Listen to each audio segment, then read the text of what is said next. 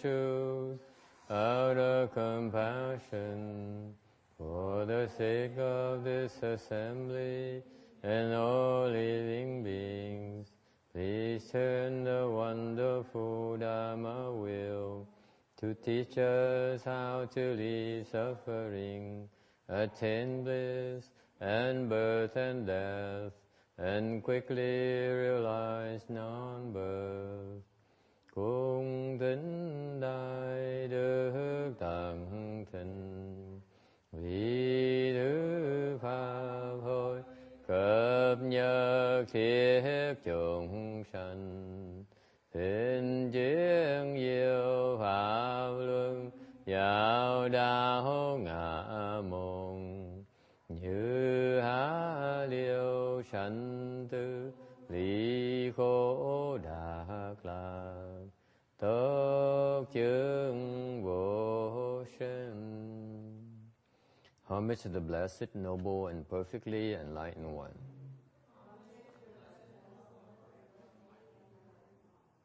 Namo Saranto Suche Doye Alahodi San Miao Samputo Xie.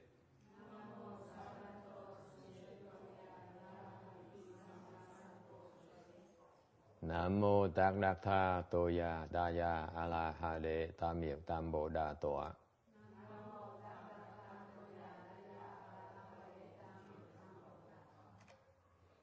The unsurpassed, deep, profound, subtle, and wonderful Dharma. In 100,000 million aeons is difficult to encounter. Now that I've come to receive and hold it within my sight and hearing, I vow to fathom the thus come one's true and actual meaning. Wu shang sheng sheng wei miao fa, bái chế hoàn chế nan trào yu, wo jin jian wen de shou chi, yan jie ru lai chen shui yin. O Buddhas and Bodhisattvas, Venerable Shenhua, Venerable Bhikshunis, all good noble advisors, Amitabha. Chư Phật Bồ Tát, kính thưa Hòa Thượng Kim Hoa, quý sư cô, quý vị thiện tri thức A Di Đà Phật. 诸佛菩萨、师父上人、各位比丘尼、各位善知识，阿弥陀佛。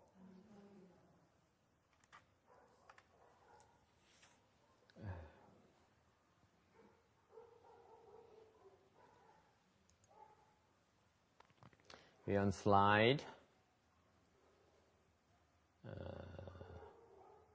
Okay.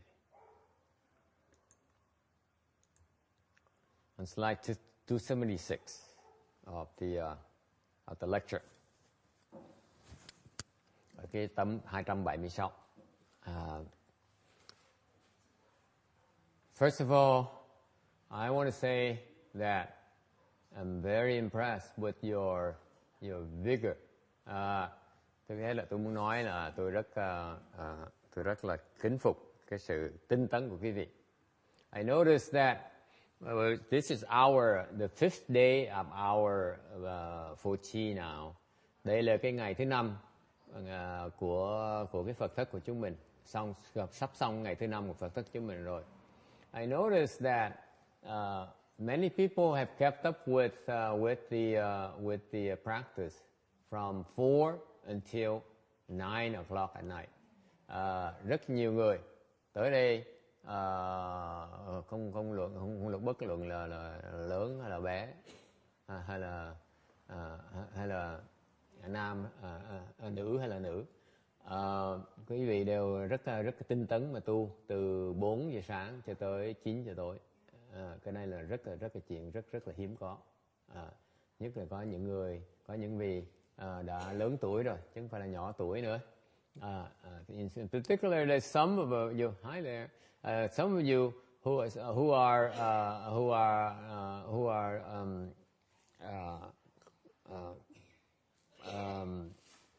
quite mature, and yet you kept up with the program since 4 in the morning until 9 o'clock at night. That's most remarkable. Thành ra cái vị mà tham dự như vậy làm tôi rất là cảm động, rất là hứng thú.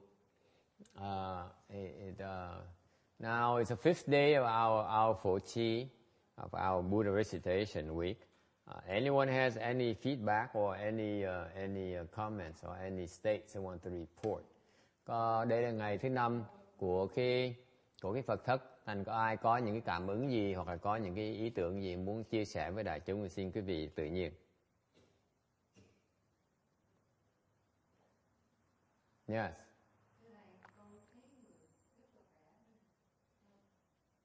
Okay.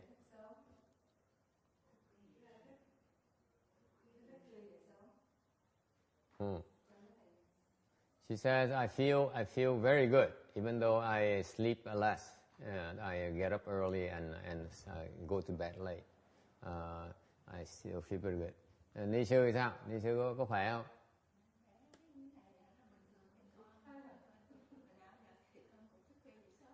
Không có khác gì hết. Nhưng đều luyện cái ngày nó mệt lắm, nhưng mỏi chân đau lưng tầm nồi, lưng không đau mà chân nó đau chứ.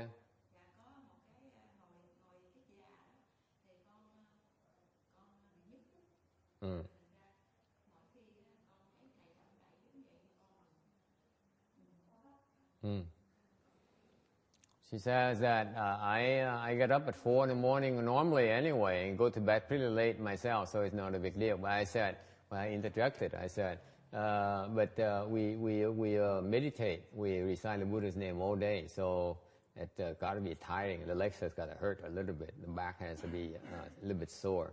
She says, no, only problem I have is when I sit in full lotus, it hurts, very extremely painful for me. So I'm glad when you move or you get up. So anyway, how about you, Ru Ching? I noticed you kept up with the practice. That's most remarkable. Last year I noticed you could not even get up for the morning ceremony.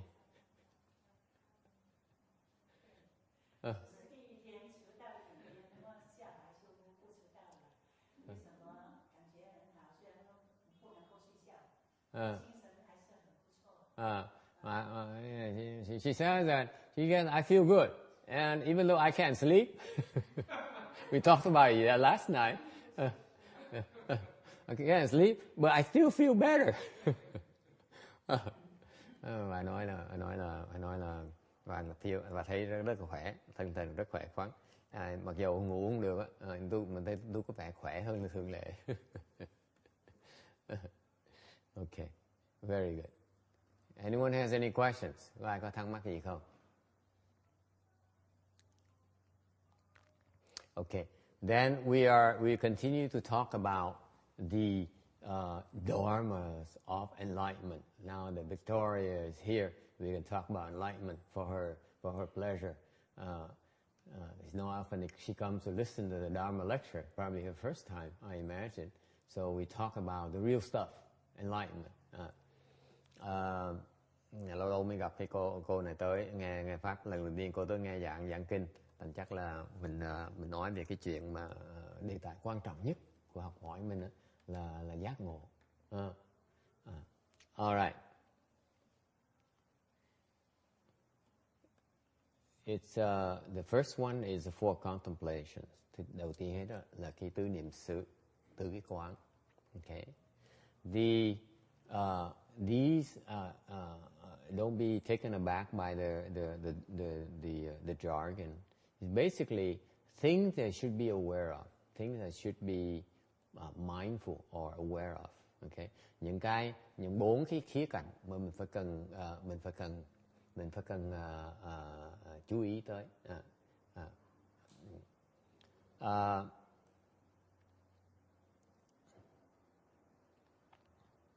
Okay.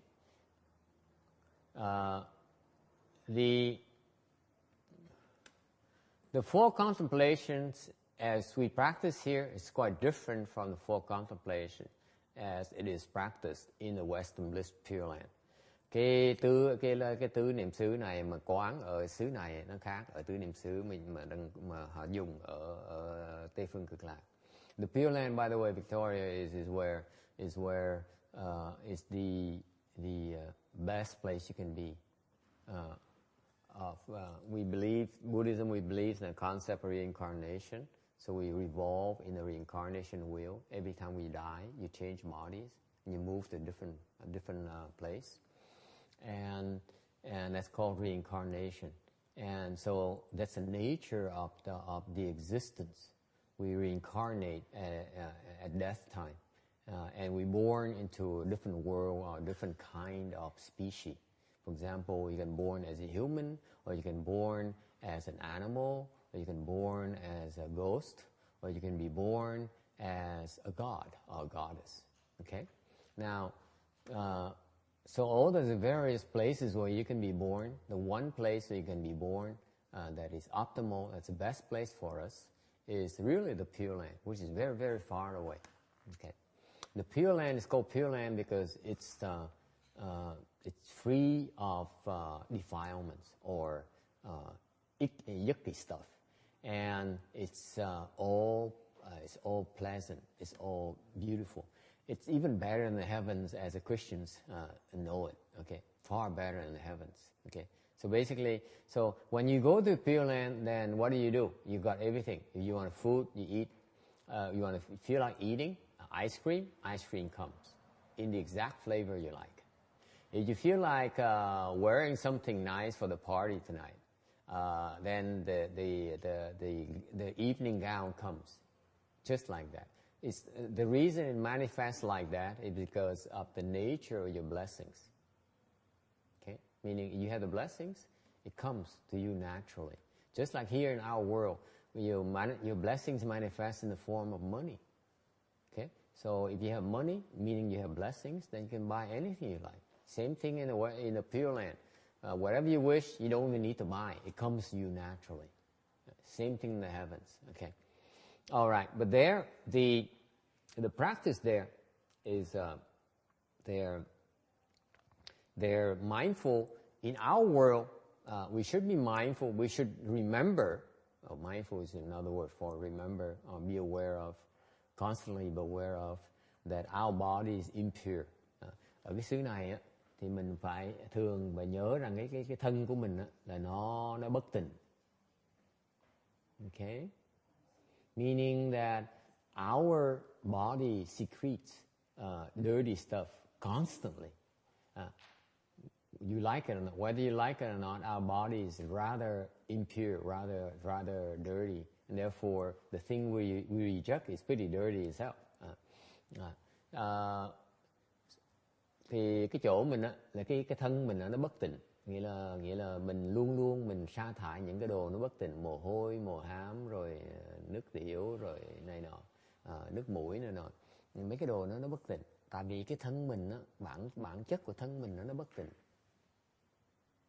Okay, routine. No matter how hard you try, your body, you try to be perfect. Your body is still impure. Your body is still producing smelly stuff and unpleasant stuff.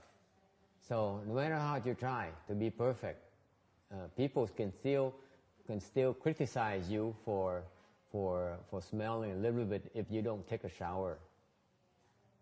Okay, or forget to put on your deodorant.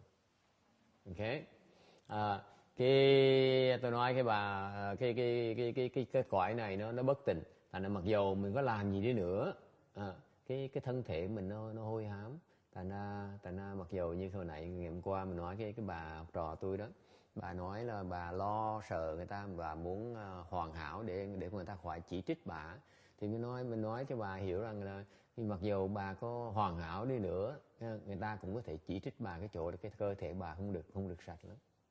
Okay, it's the fact of life. It's the reality of our existence. Cái đó là cái sự thật của cái cuộc sống của mình. Okay. And whereas if you're born into the Pure Land, your body does not have that problem. Your body is basically pure, ultimately pure. Therefore, you don't have all the defilements that we have here with our bodies. Ngược lại mình sinh vào cõi tịnh độ thì cái cơ thể mình nó thanh tịnh, mình không có những cái ô uế của mình có, cơ thể mình có ở đây. Okay. Number two, feeling contemplation. Okay. Thứ nhì là cái thọ. Okay. Over here, you have to realize that feeling is really suffering. Meaning, feeling, what are feelings? Ở đây mình nhớ rằng á, những cái thọ là những cái cảm tưởng, cảm xúc của mình á, thiệt sự nó là khổ. Okay. Feelings have come in three different kinds of feelings. You have three different kinds of feelings. Loại thọ nó có ba cái loại khác nhau. Cái loại it's pleasurable, nó thích thú, phải không? Thích thú. Rồi and then it's unpleasant, hoặc là nó không có, nó là khổ. Okay. And number three is neutral. Thứ ba là gì? Vô ký hả? Tức là vô ký. Okay. Number three is neutral, meaning it's neither pleasant, neither pleasurable or unpleasant. Okay. What's an example of a feeling that's neither pleasant or unpleasant? Một cái ví dụ của một cái thọ mà nó xả thọ hoặc là vô ký là gì? Là cái gì? Ví dụ là cái gì? Physica. Không, okay. Thầy làm gì mà nhiều lắm. Anyway, sao? Ví dụ là gì? Cô Phúc Từ ví dụ của cái vô ký là gì? Cái xả thọ là gì?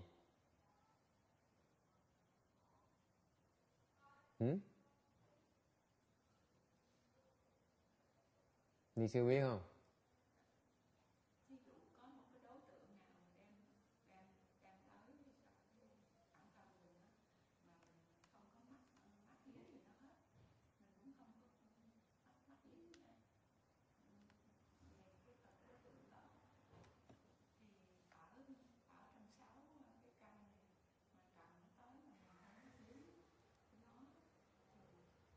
Cái đó là lý thuyết. Tôi hỏi một cái ví dụ.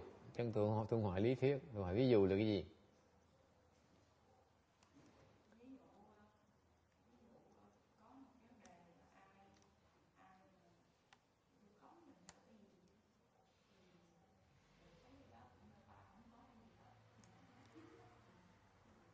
Ok, cô Phước Từ không đồng ý. Cô Phước Từ ví dụ cái vô ký là cái gì? Cái xả là cái gì? Xả thọ là gì? Mấy người chuyên môn tu cái pháp tứ niệm xứ mà.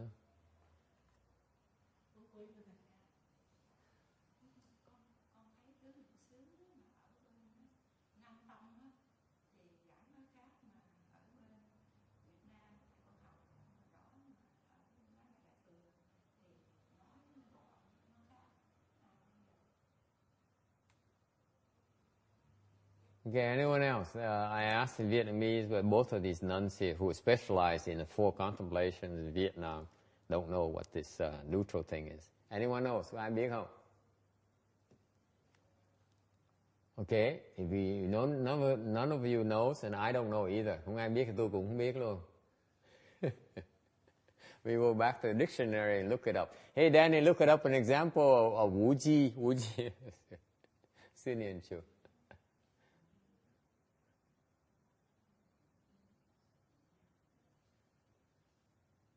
What?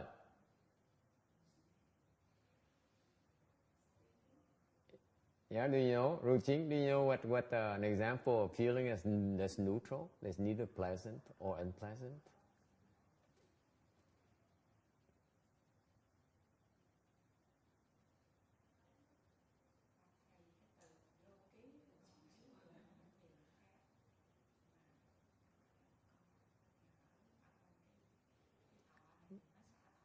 Khi nào cô đang ở trong sống cuộc đời cô, chừng nào có được cái cảm giác là nó hoàn toàn, hoặc là không sướng mà không khổ, lúc nào vậy? You have to think back in your life now. Okay, we classify feelings of three kinds: pleasurable, unpleasant, or neither. Meaning neither pleasant or unpleasant. When do you feel that way? Come on. Have you been dead or what? Quý vị phải nghĩ coi. Trong cuộc sống mình á, trong thường cuộc sống mình á, có cái cảm giác mình hoặc là sướng hoặc là khổ, hoặc là nó không sướng không khổ. Tôi hỏi quý vị, có lúc nào quý vị thấy không sướng không khổ không? I'm asking you, When do you feel it's neither pleasant nor unpleasant? Lúc nào?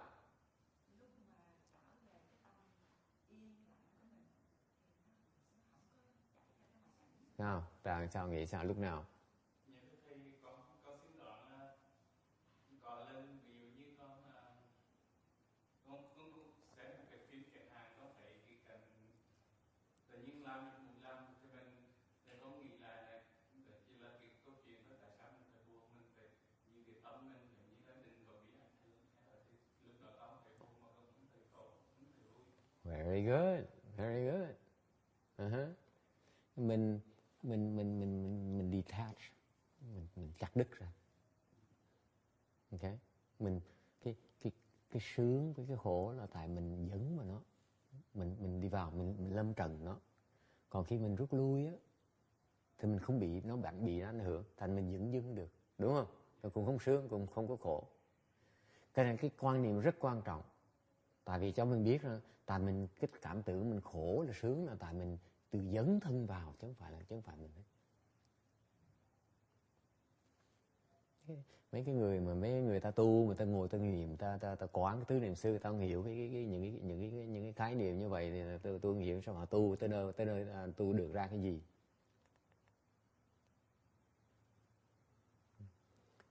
The concept behind this is very important.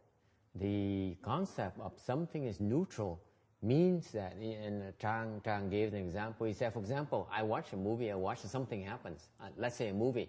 Supposedly, it makes his wife get mushy and get tear in her eyes. Okay, but for him, he doesn't buy the scene. He doesn't buy the script. So that to him is like he has a neutral feeling, right? So the concept is very important. Okay, because the reason it happens is because you choose to engage. You choose when you watch a movie, you choose to put yourself in that situation. That's why you experience these feelings. Whereas if you step back and you say, okay, that's the movie, I am me, then your feeling is neutral. Very important. Because you choose to get emotional because you choose to get involved. Think about it. Okay? So if you, the only feelings like, okay, let me translate in Vietnamese. Quý vị phải nhớ chuyện rất quan trọng. Tại vì như mình coi cine, có nhiều người coi cine, mình coi cine thì mình cảm động, mắt mình chảy nước mắt, đúng không? Tại vì thấy cái chuyện, thấy người ta cái cô nó khổ quá, sao bị hành hạ, sao mà cái ngược đãi quá tội dễ sợ, cái mình khóc, mình cảm động cho người ta. Tại sao như vậy? Tại vì mình dẫn cái thân, mình bỏ cái thân mày với cái cô đó, cái người tài tử đó. Okay. Ngược lại, nếu mà quý vị mà không có sự tách rời ra thì hoàn toàn không có cái cảm giác đó, cũng không sướng, cũng không có khổ. Okay. Nó rất quan trọng, tại vì cái pháp này cho quý vị thấy rằng á, cái khổ, cái sướng mình á, là tại mình tự dấn vào, mình tự lâm trần tụi nó. Ok? Tu về mình trước là tu quán vẫn chưa thấy được cái đó thọ, chưa thấy được cái thọ rồi tu cái gì trước giờ. Mấy cái vị mà tu mà tứ niệm xứ đó, tôi không hiểu tại sao cái vị tu mà vẫn chưa hiểu cái đó là cái gì nữa. Chưa hiểu cái quan trọng của cái thọ nữa. Tại sao mình có cái thọ? Mình có cái thọ tại mình sáp là ca tụi nó. Chứ mình tách ra làm sao mình có cái thọ được?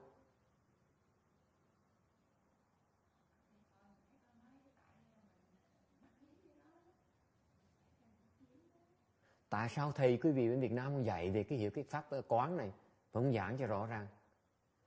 Hả?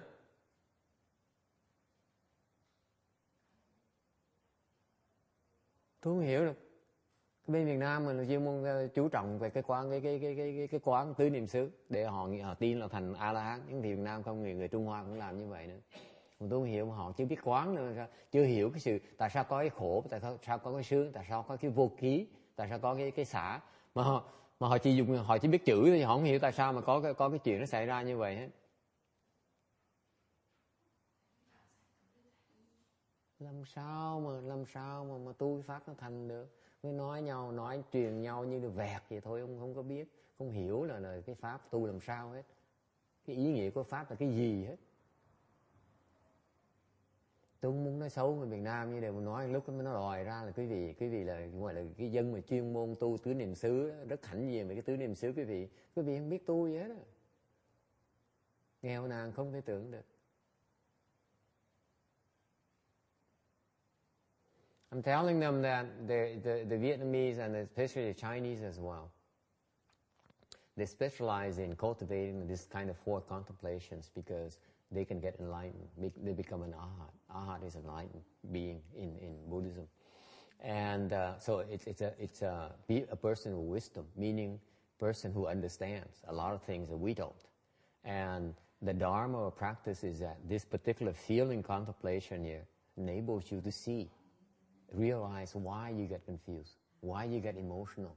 Okay, and yet these guys, they specialize in that, and they teach each other this is a Dharma to become an arhat, and yet they don't understand what it really means. Okay, so I said I don't want to criticize them, but it turns out that I need to point out that the fact of the matter is that they don't understand the Dharma yet. They still don't get it. Especially the teachers don't get it. Tôi không trách quý vị, tại quý vị là còn dốt nát là chuyện thường rồi. Để cái người thầy mà dạy quý vị đó vẫn chưa hiểu được, Thánh hướng dẫn đến quý vị để mà tu tới nơi tới chốn. Tốn biết bao nhiêu năm cũng vẫn chưa hiểu được. Tôi nói xong một cái câu nói có 10 phút nó xong cái ý nghĩa của cái quán của cái thọ.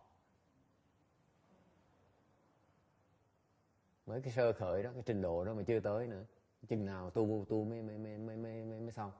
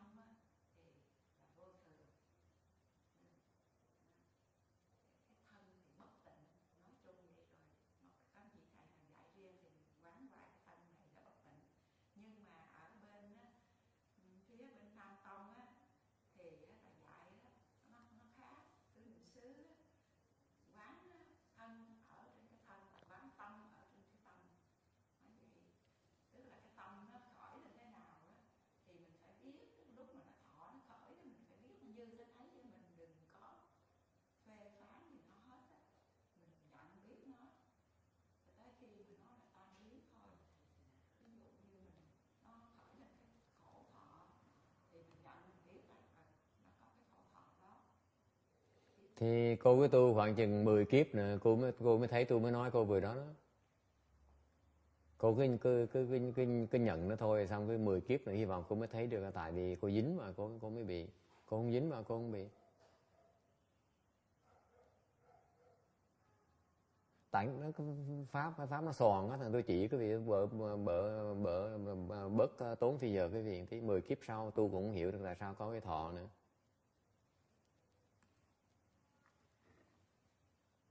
Cái tứ quả, cái thọ rất quan trọng.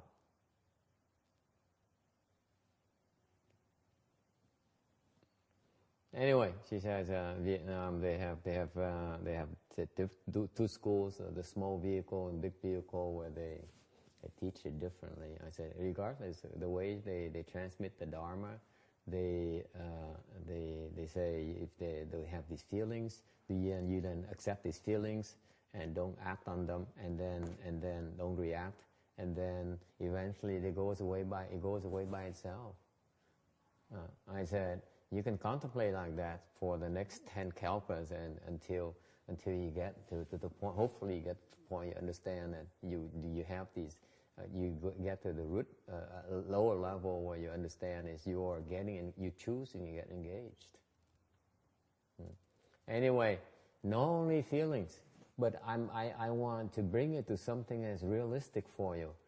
Cái chuyện mà tôi nói cái thọ không, cái thọ là đối nó còn trừu tượng lắm. Let's talk about something that's real for you now. Mình nói chuyện thực tế mỗi ngày đi. Okay? Let's talk about angry. Okay? Mình nói chuyện mà nổi giận đi. Okay? Let's say you see something and you feel angry. Chẳng như quý vị gặp cái hoàn cảnh, một cái cảnh giới nào, quý vị thấy cảm xúc có nổi giận. Ok. What? What? Không nghe hả?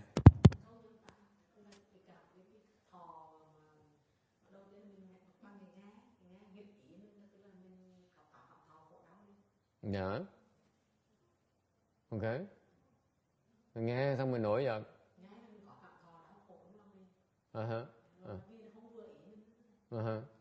Okay. So you encounter a state and you become dissatisfied and you become angry. Okay. Chẳng như quý vị gặp cái cảnh giới mà quý vị nghe hoặc là nhìn hoặc là thấy hoặc là ngửi đó, đâu cần phải nghe không? Cái ngũ giác quan, lục quan nó lục căn nó vào đủ cách hết. Thì nó làm cho mình có một cái cảm giác giận. Okay. I'm trying to tell you that anger, okay, makes you feel unhappy, right? Cái giận á, lửa giận á, là làm cho mình không được sung sướng, đúng không? Okay. You have to learn. You have to learn to counter that by stepping back. That's all you have to do. Okay.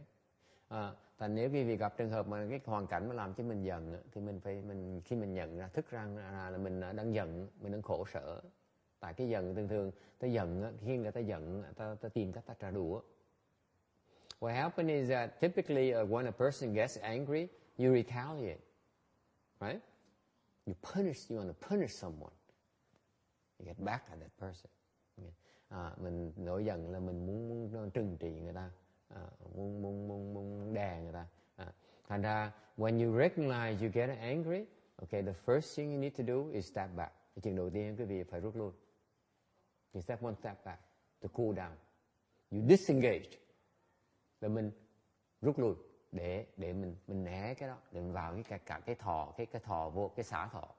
Okay. So that you need to go back to the neutral grounds.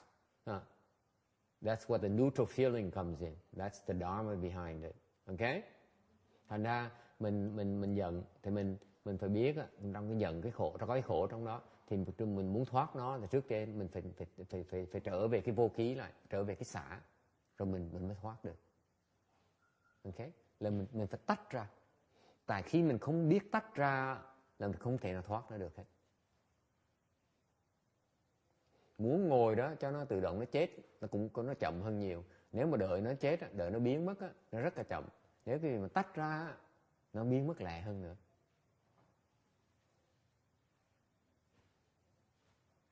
Tức là tránh né cái cảnh đó, nhưng mà cái tâm mình nếu mà mình không có chịu thì nó cũng lưu lại. Tại sao nó gọi là thọ, gọi là xả? Phải nhớ cái chữ xả nghĩa là gì?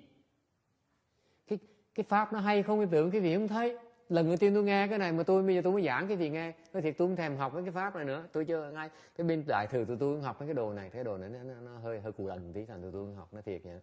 Okay. I said, I'm telling you, this is the first time I heard of this concept. Okay, actually second time. Đây là lần thứ nhì mà tôi nghe về cái quan niệm này. Lần thứ nhất tôi nghe là cách đây 1 tháng rưỡi, có 2 sư cô Đài Loan tới, rồi có một người dưới đó hỏi sư cô Đài Loan là cái thọ nó có 3 cái loại khác nhau, cái xả là cái gì? Tôi hỏi ủa cái xả thì tôi cũng bao giờ hiểu được cái đó cái gì hết. Nó thiệt như vậy. Xong lần thứ nhì mà tôi đem ra tôi hỏi lại, tôi mới thấy cái pháp đó, nhìn tôi thấy cái pháp tại sao phải xài như vậy. Ok. Thì tôi chỉ cho quý vị dùng cái pháp này trong mỗi ngày đó, chứ không phải quý vị cần tu mới làm đâu. Ok. The first time I heard of this concept of the neutral is a month and a half ago when we have 2 guest nuns who came from Taiwan to teach meditation. And one of the nuns here wanted to give her a hard time, so she asked a question about the neutral feeling. And of course, this the nun knew because both of them, one has a PhD in Buddhology, in Buddhism. So of course they know. But the point is that this. So now this is the second time now that I talk about this concept. I never thought about these things until tonight. And the reason being that we have more allow me to use the word advanced dharmas to practice than these low level dharmas. Okay. So anyway, I'm making fun of these small vehicle people, as you probably noticed by now. Anyway, the concept here is the neutral. The neutral comes from Chinese, which actually says letting go.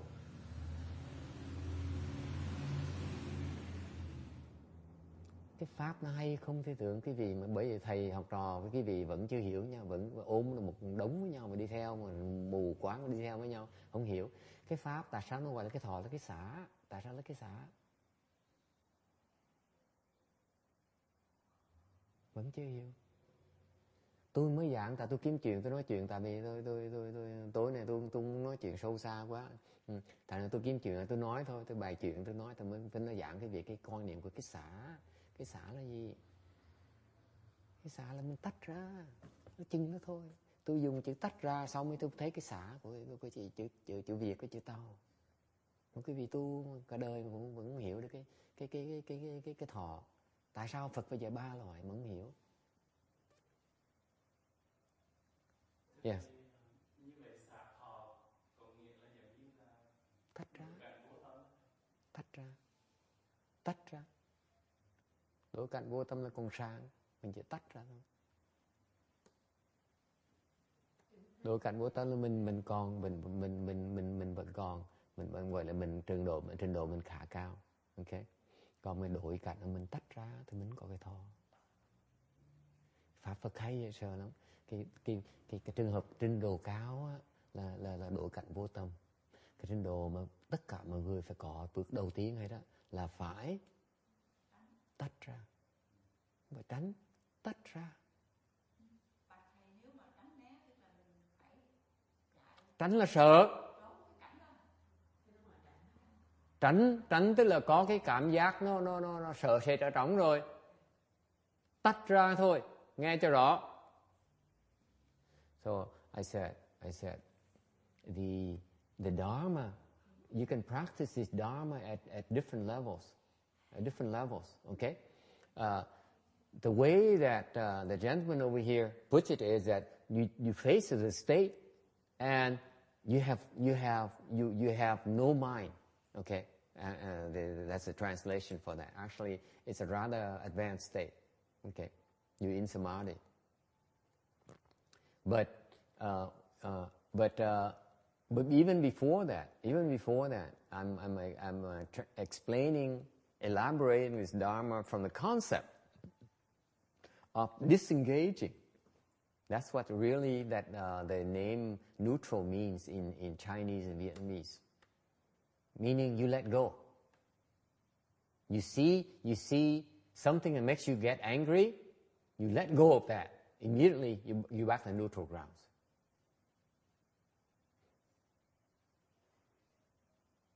Okay? You closer. That's an extremely advanced Dharma you could practice from that angle as well. Ví dụ, gặp với cảnh giới nó làm mình khó chịu, làm mình bất đồng, làm mình có cái cảm tưởng khó chịu. Ok? Cái việc đầu tiên mình làm, mình rút lui thôi, mình tách ra thôi, không nhìn, không coi nó có nữa, là mình xong. Mình thành vô ký, thành xả. Nó là giới sợ như vậy. Cái chân nó đau. Cái chân nó đau. Cái chân nó đau. Cái chân nó ngồi nó đau. Cái chân nó đang đau á. Mình nói nó đau tại mình nghĩ cái chân nó là thật, nó còn có cái chân. Mình tách ra nó tao không có cái chân nữa, là hết đau ngay lập tức. Dễ sợ không? Dễ sợ không? Dễ sợ không? Tại vì nếu từ cái tâm quý vị mà nghĩ rằng mình không còn cái chân nữa, hoàn toàn không có đau nữa. Tại nó cho quý vị thấy, quý vị mặc dù cái miệng nói thôi, cái tâm nghĩ rằng, cái miệng nói rằng, cái óc đang tự thuyết phục rằng cái chân mình không có. Thiệt ra trong cái tiềm thức quý vị vẫn tin mình còn cái chân như thường. Vẫn chưa thấy cái chân là không có. Dễ sợ không? Cái pháp nó hay dễ sợ. Đau chân một cái quý vị thấy là quý vị chấp là cái chân nó có thiệt. Không cách gì mà chạy đâu được hết đó. Còn cái người mà có trí huệ, tự nhiên cái chân nó nói đau cái gì? Hết đau mình việc. Dễ sợ. Công phu dễ sợ như vậy, nó hay như vậy đó. Cái pháp nó tu, cái tụi mình cụ lần nó ngồi phải đợi cho nó biến mất rồi nào. Còn mình mới biến cái gì? Mày không có luôn, nhưng nó biến gì hết á.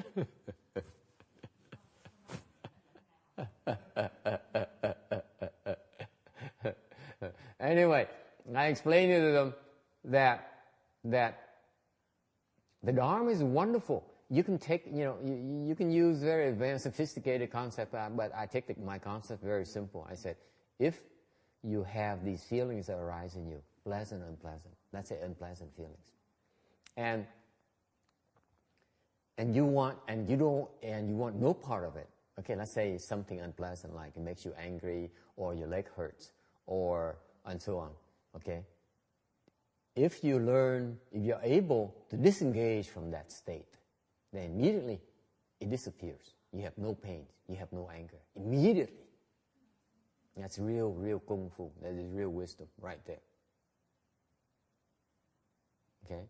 Now you know the secret. Now you know the secret. There's no need to cultivate anymore. Bây giờ biết rồi, biết bí mật rồi, không cần tu gì hết. Victoria is here. Now she knows, these guys wasting their time, their life. Now I know the secret. There's no need. What we need to cultivate. If you can do that, you can look at the legs for these people here. The problem Victoria is they cross their legs all day, so it hurts. Okay, it's not a natural position for most of us, and it hurts. So they keep on telling me that, Master, teach me something that makes it hurt go away. Now I never said anything until tonight, since you're in your honor. So I said, all you have to do is look at your leg is empty. Just step back. There's no legs. Then pain gone. Pain is gone immediately. Immediately, I can assure you of that. Thấy dễ sợ không? Chứ giờ cái gì nói, phải cảm ơn cái cô trẻ này, chứ còn cô tới tôi mới dạy cái pháp, cái bí mật này quý vị. Dùng cái thọ mà dạy cái bí mật này là chân nó đau hả? Coi nó là không có cái chân một cái nó đau, nó ngừng ngay lập tức. Yes, question.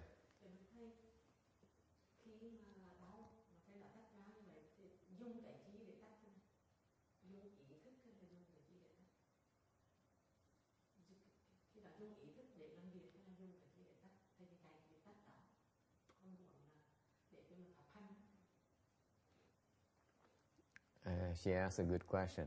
Finally, someone asked a smart question for a change.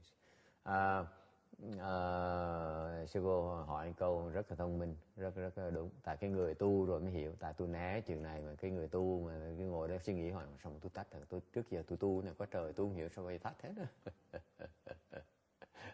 It's pretty good because she's been practicing this Dharma all these years, and so when I asked her, I taught her to disengage. She said, "How do I disengage? With what? My mind or what?" Okay. This depends on which level you are. Tùy cái trình độ của quý vị. Cái người thường á thì mình phải đi xa, tách ra cái đã. Okay. If you are at the lower level, then you learn to disengage first, meaning that you put distance between you and that thing. The further you are away, the safer you become. Càng tách, càng xa nó, thì càng ngày mình càng yên ổn. Không phải tránh, tách ra không phải tránh. Tránh là ni sư muốn tránh thì ni sư cứ tránh, còn tôi là tách ra. 20 cái quan điểm mình nó khác. Ok, nghe hiểu không? Mình rút lui không phải là mình né, mình không phải mình tránh, mình chỉ rút lui thôi. Mình nói mình tới gần đấy, chẳng mình tới gần cái lửa nó nóng thì mình chỉ rút lui thôi. Cái phản ứng rất là tự nhiên.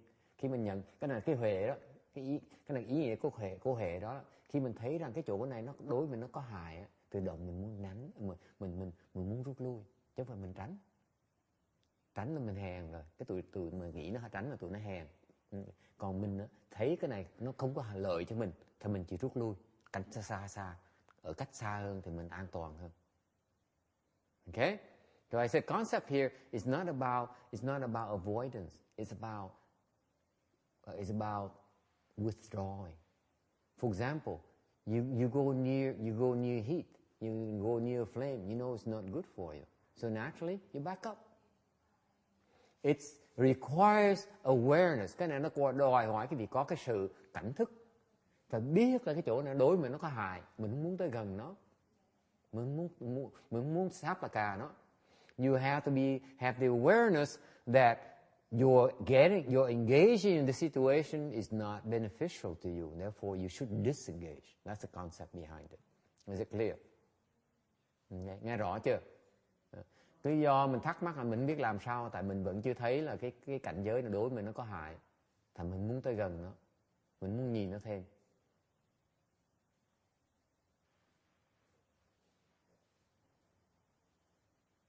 Ok, cô nghe có hiểu không? Cô vẫn chưa hiểu làm sao mà rút lui á, là tại vì cô vẫn chưa thấy được cái quan trọng là phải cần rút lui. Cái chỗ đó đối với mình nó hại, mình phải tách ra, hiểu không? Cái tách nó rất tự nhiên, nếu mình nhận thức được rằng cái cảnh giới đó đối với mình nó có hại, tự động mình tách ngay lập tức. Lý do mình không tách được là tại vì mình thấy nó đối với mình nó không có hại, mình không tách được.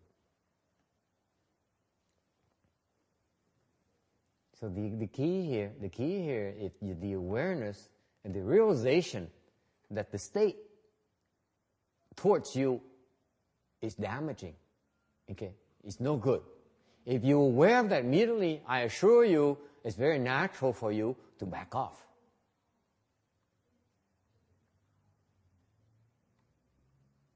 Yes, question. I have two questions. Yes.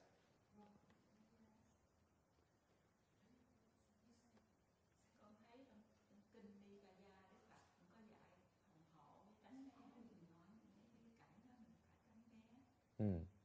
Okay, ask away. What is your question? Thưa Phật, kính bạch thầy, con bài giảng của thầy vừa rồi là con đang vướng vào trong 2 ngày hôm nay. Con cũng né ra, con có né ra, nhưng mà con thấy rằng hình như nó vẫn làm cho con, cái trong tâm con vẫn bị động tâm.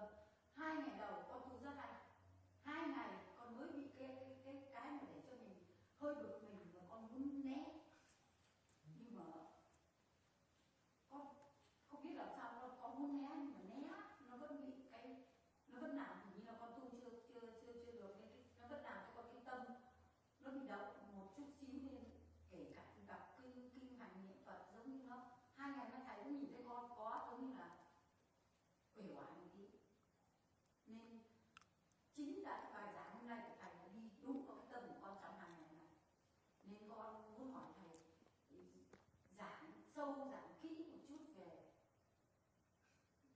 tránh ra, tách nó ra, nhưng mà tách như thế nào để mà làm cho cái tâm nó thật là vững chãi mà không động được nữa. Nên 2 ngày hôm nay con thấy thầy giảng một câu này con rất là mừng, mà 2 ngày hôm nay con tu không được bằng 2 ngày đầu.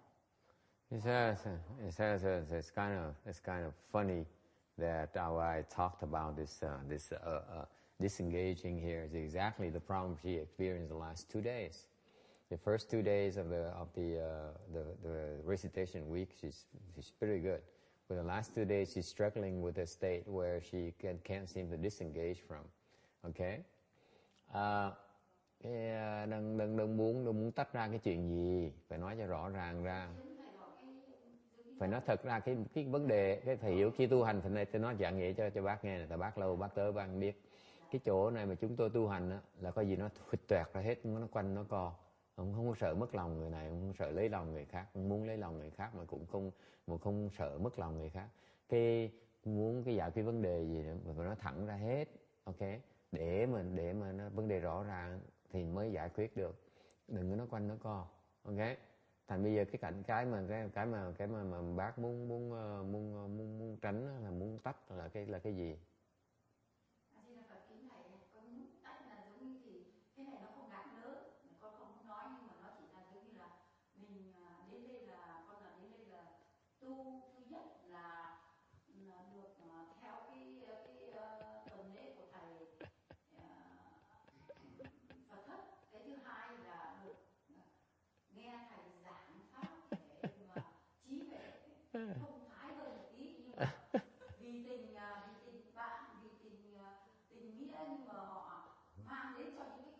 con thực ra con không thấy nó đáng cái gì để mà đánh dấu trong tâm mình, nhưng mà dầu sao chăng nữa nó cũng đã tâm làm cho mình hơi bực mình, nhưng mà cái hơi bực mình của con thì con cũng có cái biện pháp là con đã nghĩ là mình sẽ tách nó ra.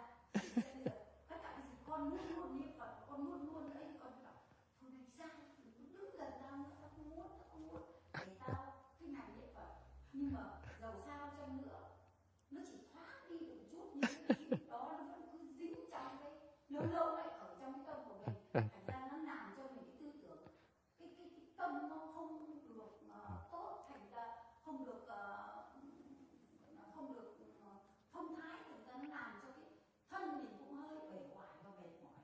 Chính ra con nhiều lúc con đuổi đi ra đừng có đứng gần tao để cho tao cái ngày niệm Phật, để cho tao đọc kinh, nhưng mà đang đọc kinh thì tự dưng nó đứng sững trước mặt rồi đẩy nó không ra đâu. Đó là một cái con thấy trong 2 ngày hôm nay mà con nhìn thấy con luôn luôn làm mà con làm không được. What I ask her is that please be direct, because you don't have to worry about when we cultivate our tradition here is to be upfront. We don't beat around the bush, so don't be afraid to offend someone, or you don't even need to kiss up to anyone else either, for that matter. So if you we should be open-minded and be straightforward and speak our mind and describe things, call it as it is. So she said, I can't bring up this person's name or this thing here, but I'm here to learn from you. So I want to enjoy to take advantage of my of this practice session here. Okay. You see, if you're not willing to bring it out in the open, then there's no way to help you resolve it. Okay. Nếu mà không nói thẳng ra được á, thì thế nếu mà nói không nói thẳng ra được á, thì không cách nào mà giải quyết được hết á. Okay. It's like the people who came to me, like they would wait for months, maybe or a year, and then finally I finally had to speak to them rudely, and I said, I had to scold them flat out. I said, the problem is yours, not someone else's. But unless you're willing to bring it up, I can't help you. I can't help you understand the problem, how to fix the problem. Còn giống như người mà tới gặp tôi rồi nói chuyện tôi là gần năm rồi, tới tôi gần năm rồi mới có can đảm tới gặp tôi hỏi câu chuyện. Tôi mới nói là cái chuyện này tôi phải nói thẳng ra, tôi nói thẳng ra sẽ mất lòng. Ok, thành tôi nói thẳng á, tôi muốn giúp là tôi phải chửi. Tôi phải chửi. Cái chuyện mà cần như vậy thì nó riêng được không sao hết, nhưng đều phải nói ra, chứ còn nó con mình trả lời không được. Tôi không cách ta nào đấy, tại vì nó giản dị hơn là bát tượng, rất là giản dị. Yes, anything else? Any questions? I have a second question back there. Don't be shy. Okay, what's the difference between avoiding and withdrawing?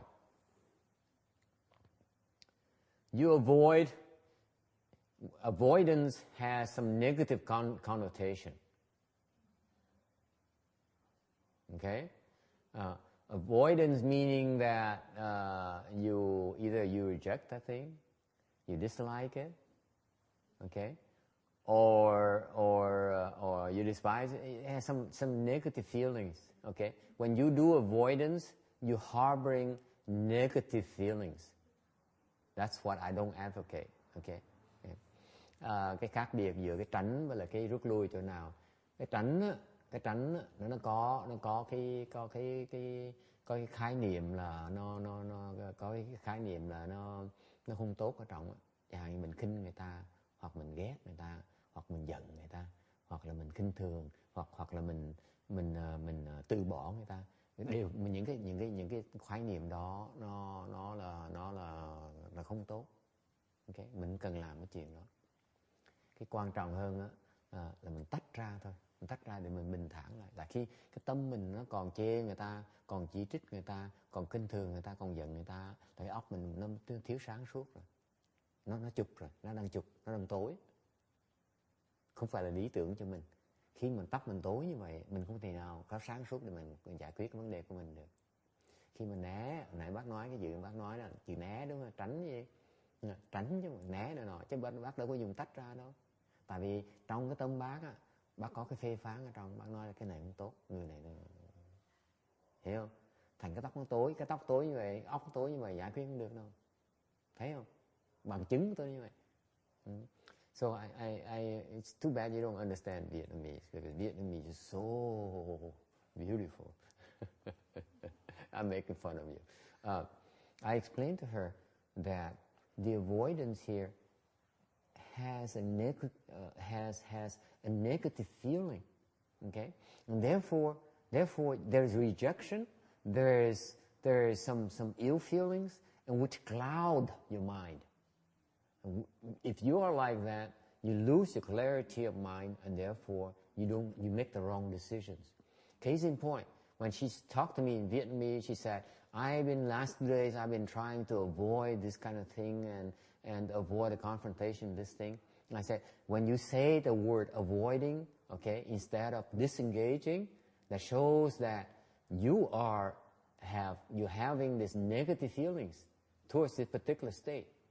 Actually, the particular person, actually, if you ask me, but that's her secret. We're not going to reveal her secret, okay? So she's pissed off at something, okay, and or someone or something like that, and so she's trying to avoid this thing, okay, and therefore the proof right there is that because when you try to avoid, your mind is clouded. You have this negative reaction. You harbor in your mind, hoping no one discovers about it. Okay? And the danger of that is that your mind is clouded. You cannot fix it. You lose your clarity of mind. That's the proof I gave to her. Because the last 2 days she said, I've been trying to avoid this problem here. I said, if you try to avoid it, you will not be able to solve it. You have to disengage. Okay? Disengage meaning you have no feeling. You have no feeling, your mind is a lot clearer. Cái tách ra đó, nó khác cái né ở chỗ, cái tránh ở chỗ. Cái tránh là mình đang chỉ trích người ta, đang chê người ta. Mình đang khinh thường người ta. Mình đang không coi trọng người ta. Mình biết mình đúng, người ta sai. Mình chê bai người ta. Thành cái óc mình đó, nó thiếu sáng suốt ngay lập tức. Thành muốn làm gì làm, giải quyết không được. Cái óc mà nó kẹt vào đó rồi một cái là kẹt cứng rồi. Còn ngược lại nếu mình tránh đó, tức là mình hoàn toàn không có một cái cảm tưởng gì hết á, thì óc mình nó sáng hơn, mình có thể nhìn rõ hơn, rồi sao mình giải quyết được vấn đề. Thành cái người á mà có cái thọ hoặc là sướng hoặc là khổ, họ giải quyết cái đó không được. Pháp nó hay dễ sợ như vậy nữa, thấy không? See the beautiful about this feeling contemplation here. As long as you have the feeling of good feeling or the bad feeling, you engage. You cannot solve the problem. The first step towards the resolution is to disengage.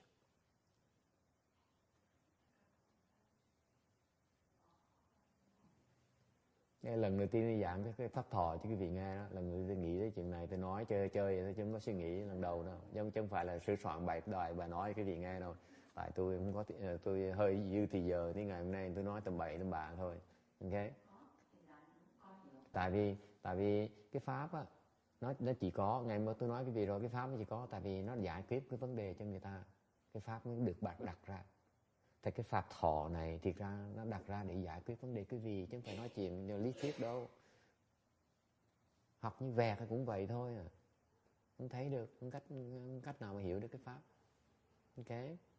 So I say, it's not that I prepared this part here of the Dharma talk because today I have liberal time and so I decided to talk about this feeling contemplation here. You will not find this in any book at all.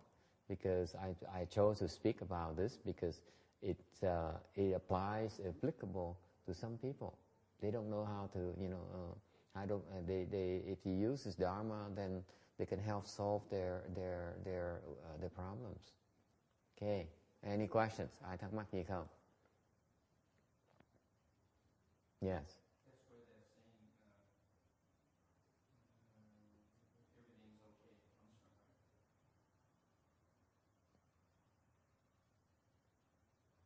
That's another way to disengage. That's one more way to disengage. And the other thing is that when you try to avoid it, that's actually a form of passive-aggressive behavior. Like when people say whatever, Yeah. that's really passive-aggressive behavior. You're passing judgment. You know You're above it, right? You're above it. No, somehow you reject them, or you think you're above them, or you think that you're superior, or you think they're inferior. Okay. You no longer have clarity of mind. You're committed to a position already. You cannot be fair anymore.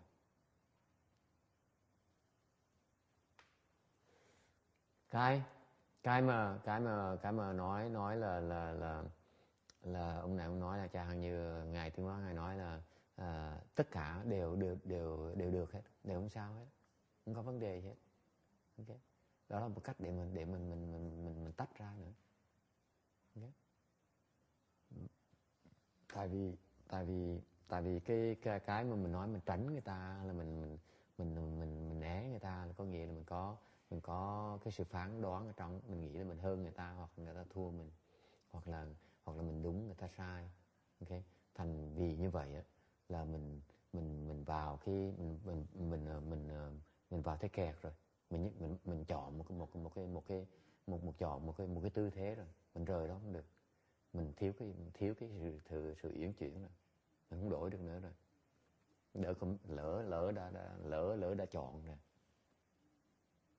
Okay. Any questions?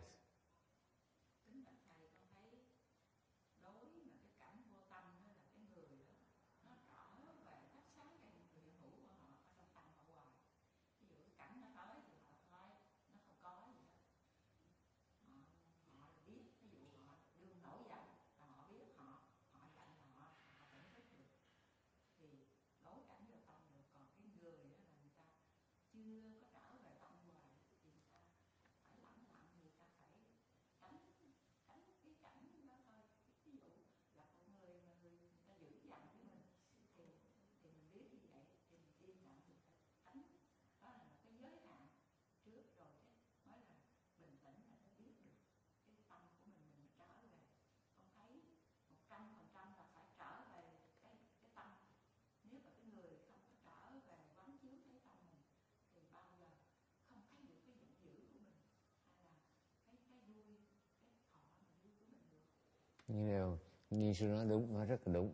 Nhưng điều cái mà Ni sư nói đó, Ni sư vẫn dùng cái chữ tránh. Có nghĩa là Ni sư vẫn chưa thấy được trong cái tránh đó, là trong tâm Ni sư đang có cái sự uất hận ở trong, có cái sự là đè nén ở trong á. Nếu như vậy cái tâm Ni sư là không thoát được đâu.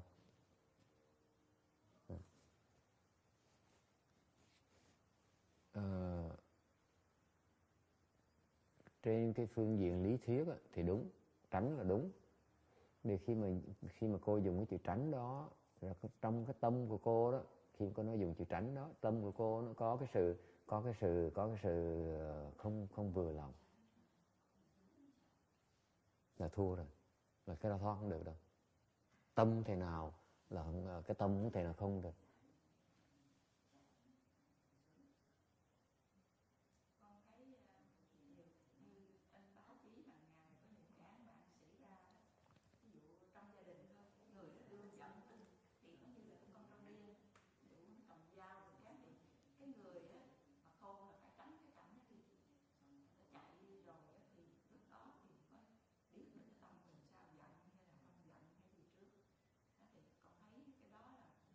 Kinh A Di Đà Phật cũng có dạy tránh né và phòng hộ. Từ từ cô sẽ hiểu. Cô bây giờ cô chưa hiểu này. Nó thẳng cô chưa hiểu này. Tại cô đang kẹt cái chữ tránh. Cái tránh đúng, đối trong tâm cô dùng là đúng. Cái chữ tránh nó đúng, nhưng đều cái chữ mình tôi dùng cái chữ tôi nó chính xác với chữ tránh cô một tí. Trong chữ tránh đó cô vẫn để có cái thọ trong ấy. Còn cái chữ tách ra của tôi là không có thọ. Cái tách ra của tôi là cái xả. Cái tránh của cô không phải là cái xả. Cô phải nghe cho kỹ nè. Ok, bây giờ cô chưa hiểu nè. Ok, cái tránh của cô không phải là cái xả. Cái tách của tôi mới là cái xả. Nghe cho rõ đi. Ok, hiểu không? Cái tránh đó, nó không phải là xả. Tránh là hèn. Đúng không? Tại mình thua mình phải tránh. Còn cái xả là mình tách ra. Nó không có, đâu sao mình thua được. Từ nghe có hiểu không? Đó, nó hiểu đó. Cô chưa hiểu, suy nghĩ lại đi. Không phải tránh đâu, tránh là trật rồi. Phật Pháp nó rất là chính xác, rất là sâu xa. Tại sao Phật xài cái chữ xả mà không xài chữ tránh? Suy nghĩ lại cho kỹ đi.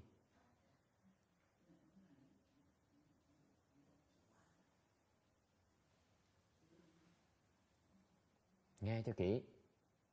Tôi dùng chữ rất là chính xác. Cô tự hỏi lại, tại sao cô cứ chụp vào cái chữ tránh mà không thấy được cái chữ tách? Là tại cái tâm cô vẫn chưa hiểu cái chữ tách, cái chữ xả. Cô chỉ thấy cái tránh thôi, chứ chưa thấy được cái xả. Hiểu không? Cơ hội để cho cô thấy là cái chỗ đó cô đang kẹt. Cô đang kẹt vào cái chữ tránh. Tôi dạy cô cái chữ chữ tách ra. Tách ra tôi dùng cái chữ thông thường để người ta không cần dùng cái chữ xả. Tại người ta không hiểu cái chữ xả là cái gì. Hiểu không? Tôi dùng cái chữ tách ra. Để người nào cũng nghe cũng hiểu được hết đó. Nếu như xả không thì xả tôi phải dặn tiếp về cái xả là cái gì. Tôi cũng đâu có biết xả là cái gì. Tôi chỉ nói tách cho nó dễ hiểu thôi. Nhưng đều cái tách nó rất quan niệm, tách rất là quan trọng. Còn cái tránh của cô á là cái tụi hèn nó mới tránh. Hồi nãy tôi nói nhẹ nhẹ mà cô vẫn nghe không kỹ. Cái tụi hèn nó mới tránh, tôi không có tránh. Từ chừng nào mà tôi muốn hèn tôi mới tránh. Còn tôi thường tôi muốn hèn tôi không tránh ai hết á. Nghe rõ không? Thầy ví dụ như một cái người trí đó, ví dụ gặp một cái con voi dữ hay con chó nó dữ mà thấy thì mình nó phải mà tránh né nó trước. Rồi á thì cái xả mà thầy nói đó, xả đó, tức là mình buông, mình đừng có để trong tâm. Cái cảnh nó không rồi mà cái tâm mình cũng vẫn giữ như vậy đó, tức là mình không có xả. Mình biết đó, cái chuyện nó vậy rồi nó cũng qua đi. Mình buông, mình xả tức là mình buông, mình đừng có lưu giữ ở trong tâm của mình. Cái chuyện đó gì thì mình thấy nó Cái đó là lời nói thôi, cô làm chưa được. Cô làm chưa được nữa. Tôi nhìn cô làm chưa được nữa. Nội cái chuyện mà tôi nói cái chuyện chữ tránh với chữ tách không á, với chữ xả không á, cô phải làm chưa được. Sao cô nói chuyện cái tâm mình không lưu được? Cô vẫn cứng đầu, cô vẫn chịu chấp nhận cái chuyện cô vẫn chưa hiểu được cái chữ tránh với chữ tách của tôi. Cô dùng cái lời nói cô làm đây á chỉ là cho rõ ràng cô ngoan cố vẫn chưa hiểu được cái chữ. Tôi đang cố gắng giảng cho cô hiểu cái trong cái tránh nó có cái hèn. Mình thấy con voi mình sợ thì mình phải né nó là mình hèn. Tôi nói rõ ràng là nếu mà cô tránh nó là rõ ràng cô hèn thì tôi công nhận tôi hèn. Nếu trong cái hèn nó mình có cái khôn ở trong á, cái đó không phải là tắc, cái đó là hèn, đúng không? Tôi nói rất rõ ràng. Mình khôn thì mình biết sợ chứ. Nó giết mình thì nó chạy đó chứ. Nó đâu có lý trí đâu. Mình đâu có gì mình dạng nghĩa nó mày đừng có đụng tao người tốt dễ sợ. Nó đâu có nghe đâu. Thành mình phải biết hèn chứ. Hiểu không? Cái đó là phải tránh. Trường hợp đó mà cô tách ra là cô chết với nó. Nó đâu có cho cô tách ra. Cô phải chạy làm sao cô tách được. Nghĩa là cô nghe mà cô vẫn chưa hiểu, ni sư vẫn chưa hiểu được cái chữ cái tâm cô nó hơi eo hẹp một tí. Suy nghĩ lại cho kỹ coi. Tôi nói thẳng cô, ok, tôi bỏ 15 phút này nói chuyện riêng với cô để cho cô để nghe cho rõ này, nói cho cô rõ ràng ngày hôm nay tôi bỏ 15 phút để cho phí tất cả thời giờ của mọi người này á, tại muốn nói cho cô một câu rõ ràng á, là cô vẫn chưa hiểu được cái chữ tránh với chữ tách. Nó hoàn toàn nó khác nhau. Okay, next one. It's I need to translate to English because it's only I took the time to explain to her that she's very, very inflexible. She refuses to catch on to the concept of avoiding versus detaching. For example, she says, "What if you see a crazy elephant and you want to avoid them?" And then so it's not detaching. I said, of course, you see a crazy animal, you better avoid it. When you avoid an animal, it's out of cowardice. It's because you're scared. That's the right thing to do. You cannot possibly avoid the crazy elephant. Okay? But that's not detaching. You see a crazy animal, you see a crocodile, you better run away. That's being smart. No, never mind about detaching. Detaching is for a different dharma, for a different time. And I took the time to explain to her that her thinking is very, very narrow, very narrow. She still doesn't get the gist between detaching and avoiding. And she keeps on using avoiding as a smart thing to do. No, avoiding carries a negative connotation no matter how you slice it. You avoid, okay, then it's not detaching. Yes, Lang, what question?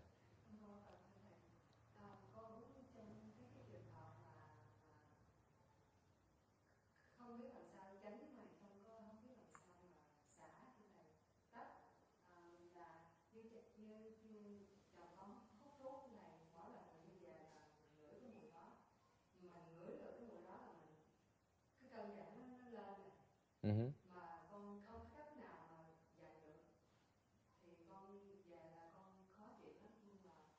Okay, now we're talking about real stories now. Okay, bây giờ nói chuyện thực tế. He says I have this problem. Teach me how to detach or avoid. Okay, teach me about avoiding or detaching here. I go home, my husband smokes. And every time, at the moment I walk in the house, I can smell the smoke.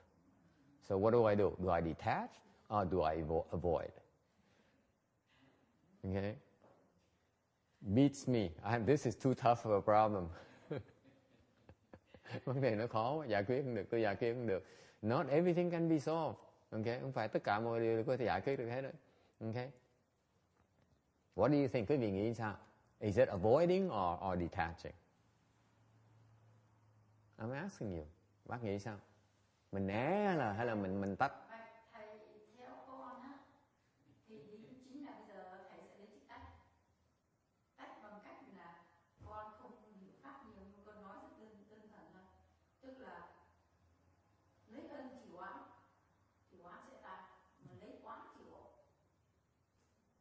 chỉ oán thì không bao giờ tàn. Giống như con, chồng con hút thuốc từ năm đến 8 tuổi, nhưng khi lấy con, ông đó phải cai thuốc.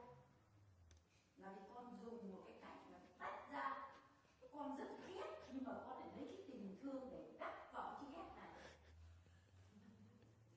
Thì ông ấy sẽ tự ông thấy rằng tại sao bà ghét thuốc nhưng mà bây giờ bà thương tôi thế. Cái này là đường lối thứ tư mà tôi chưa nghĩ tới. Nhờ bác, cảm ơn bác đã nói ra phương pháp khác nữa. Cái này cũng phải là tránh, mà cũng không phải là tách ra, mà cũng không phải là vô ký, mà là cái gì tôi chưa biết nữa, mà cái này hay hơn là tôi nghĩ. Chính là thầy giảng vừa rồi mà con mới thấy cái câu này là đúng. Tại vì con đang giận với cô em gái này, mà bây giờ con từ sáng con cứ đẩy, từ hôm qua con cứ đẩy không được. Nhưng bây giờ lúc đấy thầy nói con là tại vì con vẫn còn cái sự suy nghĩ là eo hẹp quá. Nhưng bây giờ thầy giảng rồi thì tự dưng con có nói của em gái là tức là bây giờ tao giận mày lắm nhưng mà lấy cái cảm thương bù đắp vào để thương bay thì tao mới đẩy được cái giận mày ra.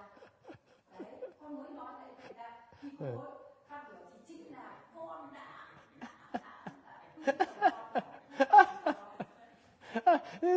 Something else. These women, they are incredibly resourceful.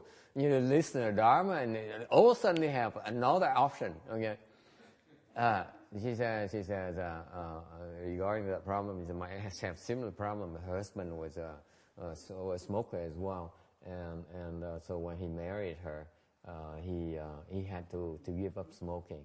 So I said, so for his giving up smoking, she made it up by giving him deep love, her unconditional love. And that's how she fixed the problem. I said, this is neither really avoiding, nor detaching, nor neutral. It is the fourth option I haven't thought of, and this is so advanced. I need time to think about this issue, this methodology. It's an incredible woman. Okay.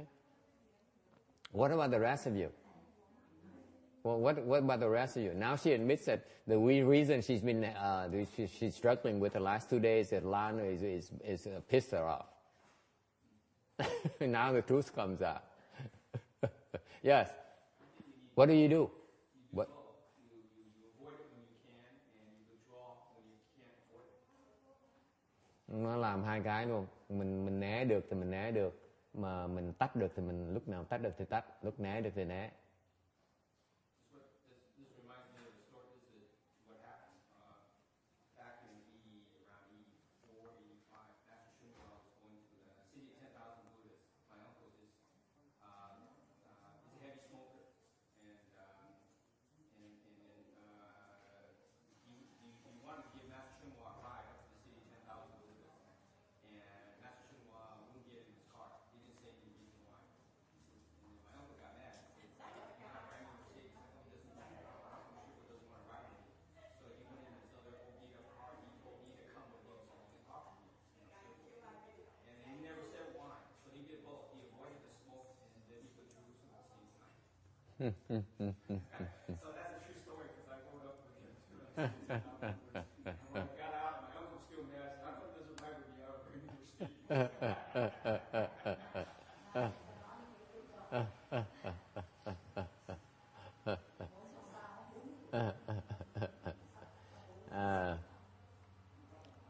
Vừa làm hai cái, lúc mình né được mình né, mình tránh được thì mình tránh, mình tách được mình tách.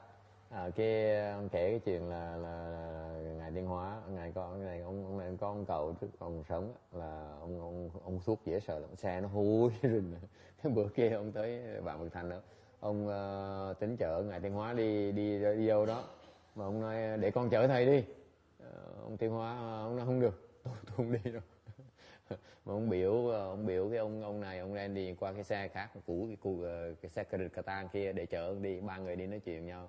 Cái ông cậu của ông này, ông đang đi, ông giận với sợ, ông nói trời ơi sao mà ông khinh thường tôi, nhưng đừng cho tôi chở đi. Cái này ông nói chứng minh rằng là ông Tiên Hóa làm cả hai luôn, nghĩa là ông vừa né mà ông vừa tách ra luôn nữa. Okay, what about the rest of you? Yes. Sao? Thầy con đọc kinh nghiệm, con cũng đi ăn là sĩ về thuộc Pureland người nguyên thuộc con thọ chiều. Nhưng mà có những trường hợp con thấy mình thọ chiều như không, thì con có ghét là cái là con xong xuống thọ chiều. Very good. He says, I also have a similar experience. I'm allergic to smoke, and it makes me feel very uncomfortable. And at some point in time, I decided, once I tried to look at it as nothing, then I'm no longer uncomfortable. That's a form of, ở đâu là cái hình dạng gì? Hả? Cái hình dạng đó là hình dạng gì? Xả.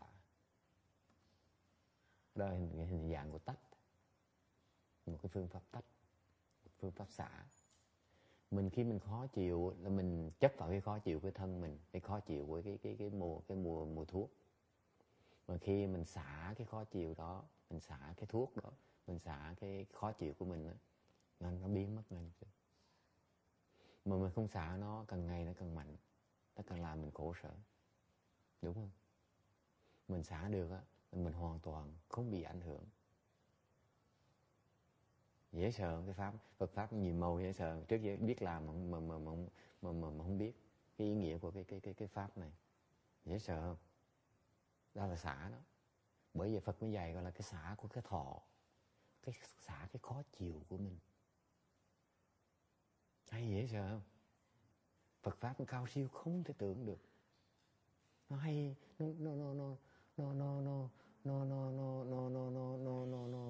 nó sâu xa mà một cách tầm thường. Mỗi ngày trong mỗi ngày mình á, mà nếu mình biết xả cái thọ mình á, là mình được giải thoát.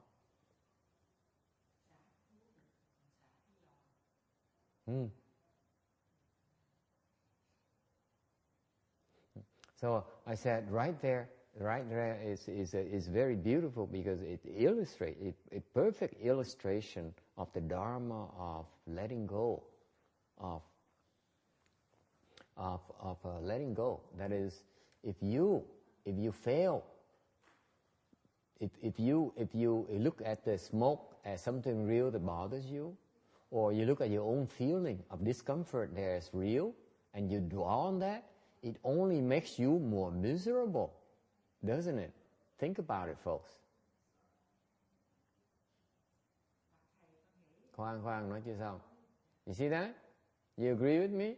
The more you dwell on that, the more miserable you become. You agree or not? Huh? Right? It grows on you. You find more excuses. This guy's so detestable. I didn't realize now that even he chews his fingernails when he's smoking. When he's so sorry. Look at his fingernails, they're so ugly. And you add more on top. You're justifying your negative feelings on one more on top of the other. Quý vị có biết không? Khi mình thấy cái cảnh giới nó khó chịu như vậy, là mình chấp vào nó một cái, là bắt đầu cái tâm mình nó kiếm những cái chuyện khác, nó kiếm chuyện thêm nữa. Nó nói là cái ông này rõ ràng nhìn cái ngón tay nó dơ, rõ ràng nó cắn ngón tay, hoặc là cái mùi nó hôi, chắc cả tháng nó chưa tắm này nọ, mình chửi nó thì càng ngày mình khó chịu thêm nữa, đúng không?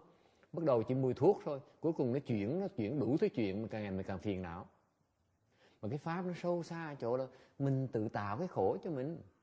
Nếu mình ngay lúc đó mình nhận nó được á, mình xả ngay lúc đó, thì nó biến mất ngay lập tức, nó không còn gì hết đó, ok? Yes.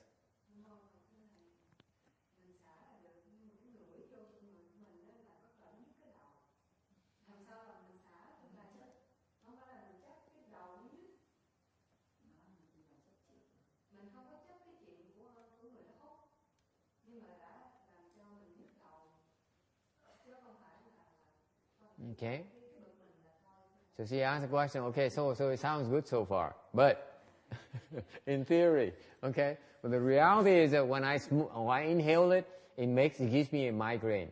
It gives me a headache. Okay. How do I do? How do I deal with that? Anh Trang sao? Hít vào nó có bị nhức, có bị muốn xỉu không? Có chứ không?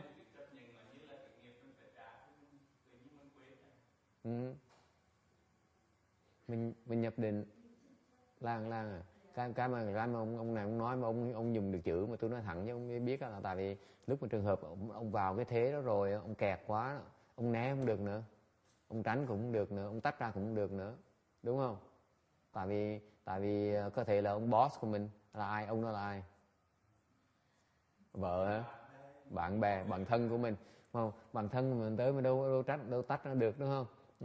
Người ta giận mình chết. Thành ra khi mình vào thế kẹt rồi thì ông nào vào thế kẹt một cái ông làm cái gì? Ông nhập định. Tôi nói là quý vị cái gia đình này tụi nó có định lực mà tụi nó không biết thôi. Nó làm rồi đều họ không biết. Mình nhìn mình cười. Lúc cần á, ông nhập định ngay lập tức, không còn nhức đầu, không còn thuốc, không còn gì hết á. Cái đó là tách, một cái dạng tách. Hiểu không thứ tư? Hồi nãy hỏi nó tách đó, nhập định thôi, đâu còn gì nữa. Nhập định là nó không rồi. Mình là không, mà nó cũng là không. Hiểu không? Thì ráng mới chịu. Okay? So I try to explain to them that I told this family that the husband and the wife and the kid they have samadhi power. So this guy here, he's faces his situation where his best friend or his close friend, he goes to his house over their house, and they're smokers. So you stuck there, like Randy going to his uncle's house. What can you do, right? So what he does is, since he's stuck, he has no way to get out of it. Okay, he walks out of the house, and the wife probably will give him a good scolding. So he says, So he enters samadhi. So everything blanked out. That goes back to the mind becomes empty, emptying the mind right there. That's entering samadhi. If you have the ability, you can do it. You empty the mind. Okay?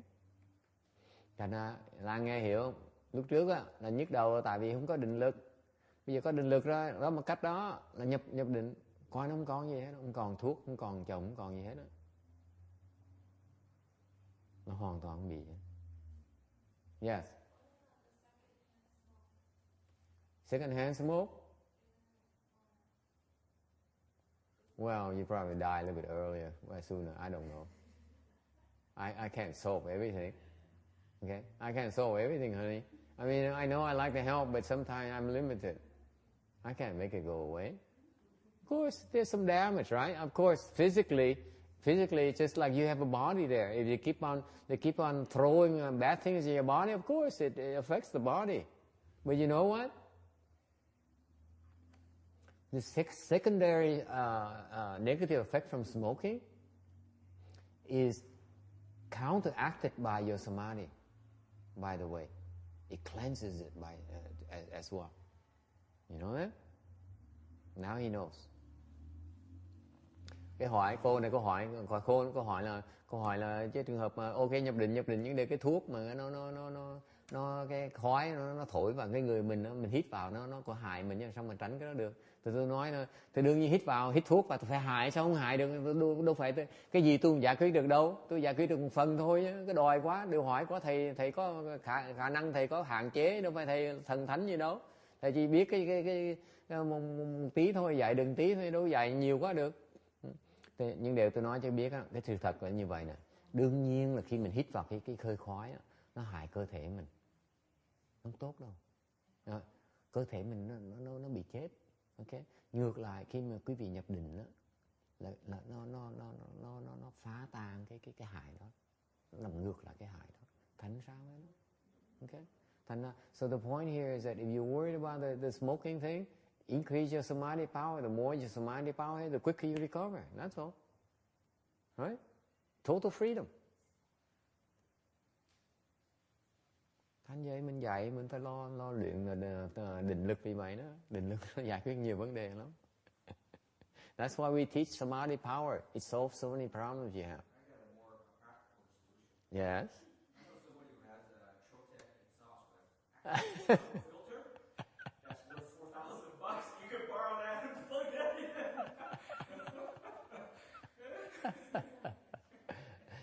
That's a good point. You install filters throughout the house. Okay, it's a nice thing to do, by the way. You don't force him to quit smoking, but you can certainly install filters around the house. Okay. Yeah, it's $4,000. It's what I bought here. It's expensive. You can get it expensive. No, it's you know, you to tell them, you know, I know I like to be with you, but you know, this harms my body. Don't tell me about the samadhi power yet. Okay. So it harms the body. So you know, let's get some filters and filter out the air of the house. Okay, that's a good solution. Good suggestion, by the way. Okay, that's very kind suggestion, by the way. It's very good. Thành ra ông đề nghị là tại vì ông nghe nói có ông thầy nó mới mua cái máy nó ở sau cái lưng của cái Phật điện này, nó tốn 4.000 đồng cái máy mà chỉ là lọc không khí thôi. Ông thầy ông sang vậy đó. Tụi nó phải đòi nó bỏ 200 nó mua để mà thổi không khí ra ngoài, khói ra ngoài trời thôi. Tôi không chịu, tôi nói tôi phải lọc không khí cho nó sạch, chứ còn người ta ngồi đây ta làm việc, tôi bắt người ta không, người ta là làm miễn phí mà còn bắt người ta hít cái hơi độc, khói độc nữa. Mình nghĩ cái mình nỡ lòng ta làm, bắt người ta làm như vậy. Ta bỏ mấy ngàn mua cái máy để lọc không khí thôi. Ông nói thì ông nghe nó mỉa mai, ông nói với tôi, ông cản tôi chừng này, ông tội lắm, ông kiếm 2-3 ngày ông kiếm tất cả internet cái chỗ nào mà rẻ tiền, cái máy mà lọc nào rẻ tiền nhất ông kiếm hết cho tôi. Cuối cùng tôi mua cái mắc tiền nhất. Ông này ông tốt đó. Tại ông nói bây giờ ông cơ hội ông mỉa mai, ông thầy có nghe ông thầy nó mua cái máy, cái tên máy của tôi sau kia là 4.000 đồng để mà lọc không khí thôi. Mua cái máy lọc không khí để cho đem về nhà để mà lọc không khí. Tôi cười, tôi nói là cái chuyện cái tâm này không tốt, là đúng, là tại vì cái ý kiến rất là hay. Tại vì nếu mà cái hơi khói nó độc thì mình nên lọc không khí đi. Thay vì mình bắt người ta như cái bà Sáu thì bà bắt con chồng phải cai thuốc, bà ác dễ sợ. Chứ còn nhiều khi người ta cai không được thì sao? Người ta đã chịu uống thuốc rồi lỡ mà tại vì bác dữ quá thì ổng sợ bác thôi, chứ còn Lan nó hiền lành dễ thương, rồi sao mà ổng sợ nó được. I said it's more reasonable because that lady over there she terrorizes her husband, so he'll do anything she asks him to do. The Lan is different. Lan is sweet and gentle and accommodating.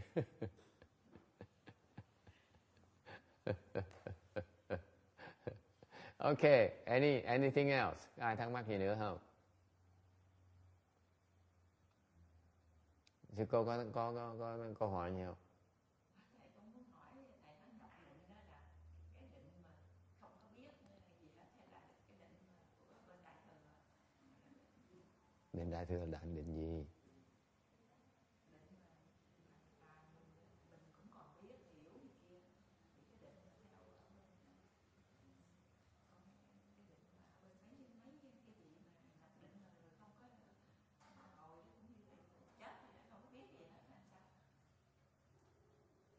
Định là định thôi, đâu quan trọng, đâu quan trọng.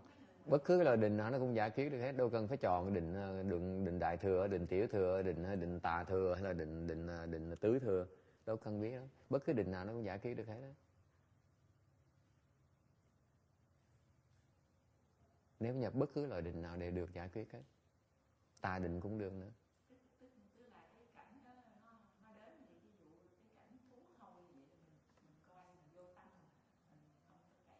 Cô khi mà cô dùng chữ vô tâm cô vẫn chưa hiểu. Đâu phải là vô tâm. Cô nhập định thôi, sao vô tâm được? Vô tâm là tầm bậy. Vô tâm là cái trình độ mà cái trình độ vô tâm mà nói đó, trong sách vở nói thì ra cái trình độ là còn cao hơn là cái định rất cao. Tôi giảng cái này là cái trường hợp tôi rất hân hạnh là anh Trạng anh chia sẻ cái kinh nghiệm cho biết đó, cái đó rất thực tiễn, đúng không? Rõ ràng cái đó là cái đủ cái trình độ định nào đó rồi tự động mình giải quyết được hết, không cần phải loại định vô tâm. Định vô tâm rất là cao. Quý vị không hiểu, cái sai chữ vô tâm không hiểu cái nghĩa cái vô tâm, cái xài hoài không hiểu gì hết. Trình độ thấp có sao hiểu chữ vô tâm là gì được? Hả? Tôi đâu thấy có ai hiểu chữ vô tâm ở đây đâu, không ai ở đây hiểu chữ vô tâm hết á.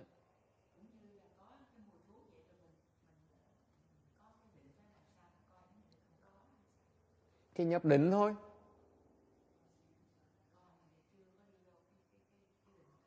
Thì chừng nào nhập định được thì sẽ biết. Okay, and any other questions? Yes, 2 questions here. Yes. Hỏi đi.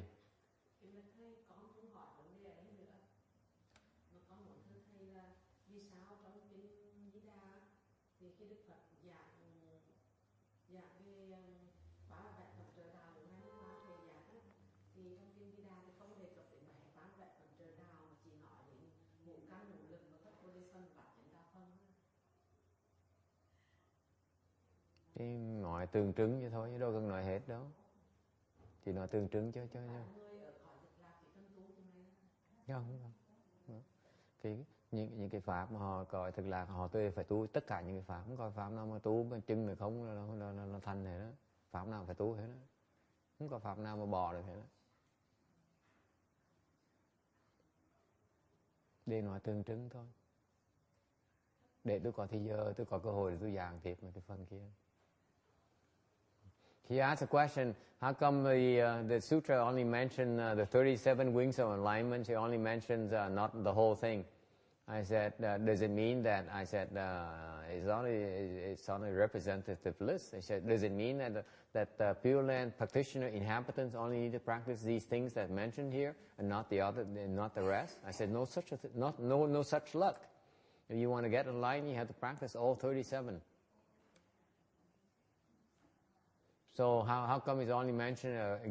The sutra only gives a partial list? My interpretation is that so that it gives me something to do. Okay, Quang Ngân có câu hỏi gì?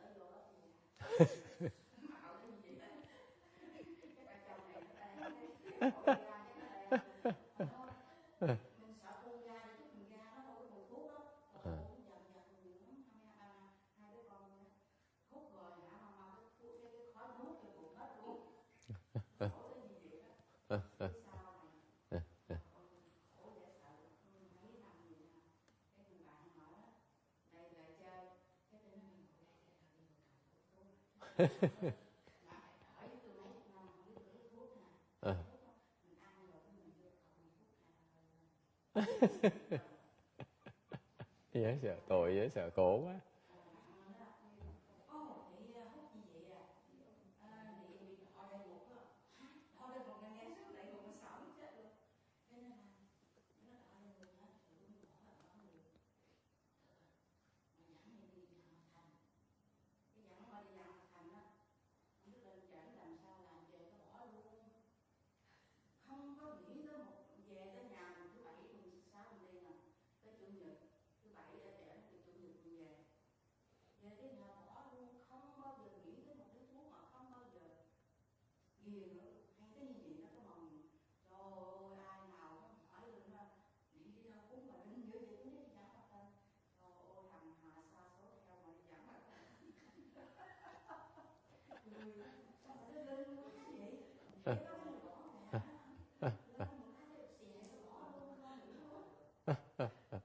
She has a good story to share with us.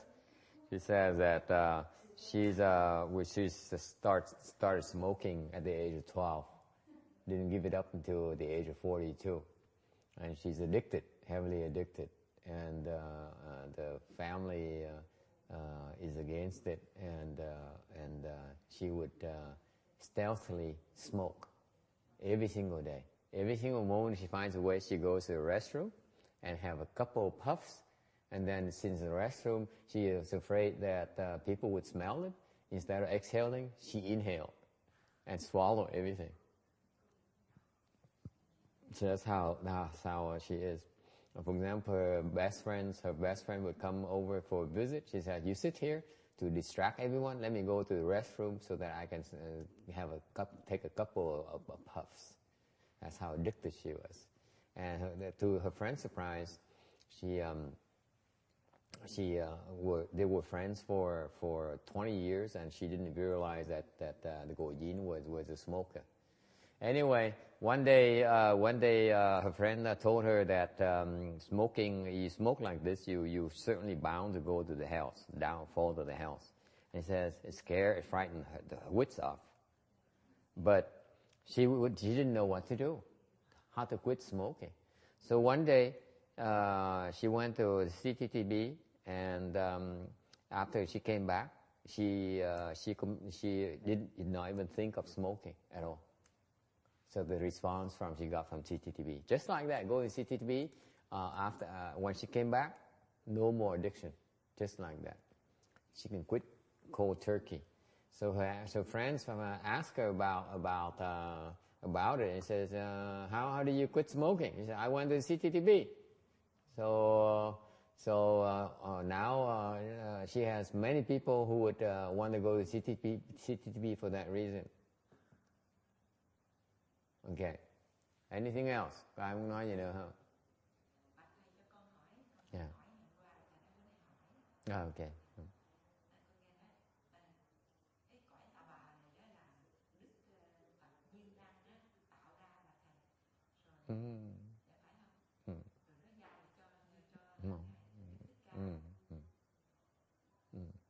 Không biết ai tạo ra, tôi không biết ai tạo cõi Ta Bà này. Chỉ cần biết có một vị Phật tạo ra, đâu cần biết là ai đâu. Mấy Phật đâu cần biết là tôi phải tạo ra cái này để quý vị biết ơn tôi đâu. Quý Phật tạo ra cõi Ta Bà xong ta biến mất. Ta nói thôi để tôi để như vị Phật dạy quý vị.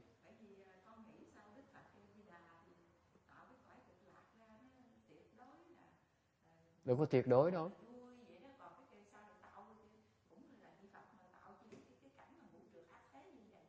Tại nó có cái nhu cầu phải cần tạo cái cảnh này người ta mới tu được. Tạo cái cảnh người ta mới đòi về Tây Phương Cực Lạc được. Nếu tất cả đều Tây Phương Cực Lạc thì đâu cần đi về Tây Phương Cực Lạc làm gì. Phải có cái cảnh này, những người tới cái cảnh này thấy cái khổ rồi người ta mới chịu tu. Cái gì mà chưa thấy cái khổ được á, chưa thấy cuộc sống này là khổ, chừng nào bắt đầu thấy bình hoạn rồi, bắt đầu thấy khổ sở, thấy đau đớn rồi mới chịu tu. Cách duy nhất cái vị tu được á là chỉ nào thấy cái khổ thôi à. Phật dạy rất rõ ràng. Khổ tập diệt đạo. Mình phải thấy cái khổ mình mới tu được. Không thấy khổ mình nói chuyện chơi vui với nhau thôi chứ còn không cách nào mà tu được hết á. Ta phải thấy cái khổ rồi mới tìm cái phương pháp để giải quyết cái khổ của mình mới tu được, mới có cái nhu cầu để mà tu. Còn nếu mà nói tu tôi chơi không thì không đi tới đâu đâu.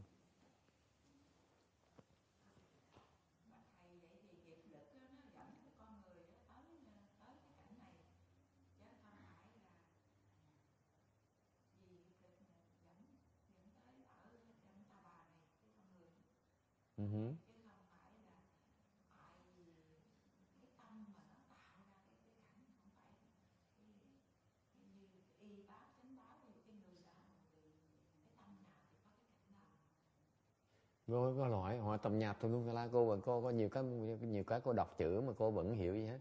Không phải cái chuyện đó đâu. Hai cái nó hoàn toàn nó khác nhau. Từ từ nói. Còn cô vẫn hiểu mấy cái này, cô hiểu mà tạp nhạp quá đi. Không phải như vậy. Cái cõi này là mình, cái thân mình có tại cái nghiệp lực nó đem mình tới. Rồi những vị Phật là ngài chỉ thừa cái cơ hội của cái loại nghiệp lực mà quý vị có đó, ngài mới tạo ra mấy cái cõi thế giới để quý vị tới đó mà mày có cái cơ hội hàng ngày dạy quý vị. Chẳng hạn như có những người mà có những loài người chẳng hạn như cái loài tham hút thuốc chẳng hạn á, thì ngài phải tạo cái cõi tên Ta Bà để mấy tụi mà tham hút thuốc nó tới cõi Ta Bà, nó thấy mới cần cai thuốc, nó thấy cái hút thuốc là khổ, nó cần cai thuốc mới chịu tu được, hiểu không? Thành cái Ta Bà này là cho những người có cái loài quả báu như vậy. Ok, cái đó là cái nghiệp lực. Còn cái phần thứ nhì câu hỏi là gì? Hai cái nó khác hẳn nhau. Cái tập nhạc cái thứ nhì là cái nó có liên quan với cái nghiệp lực hết đó.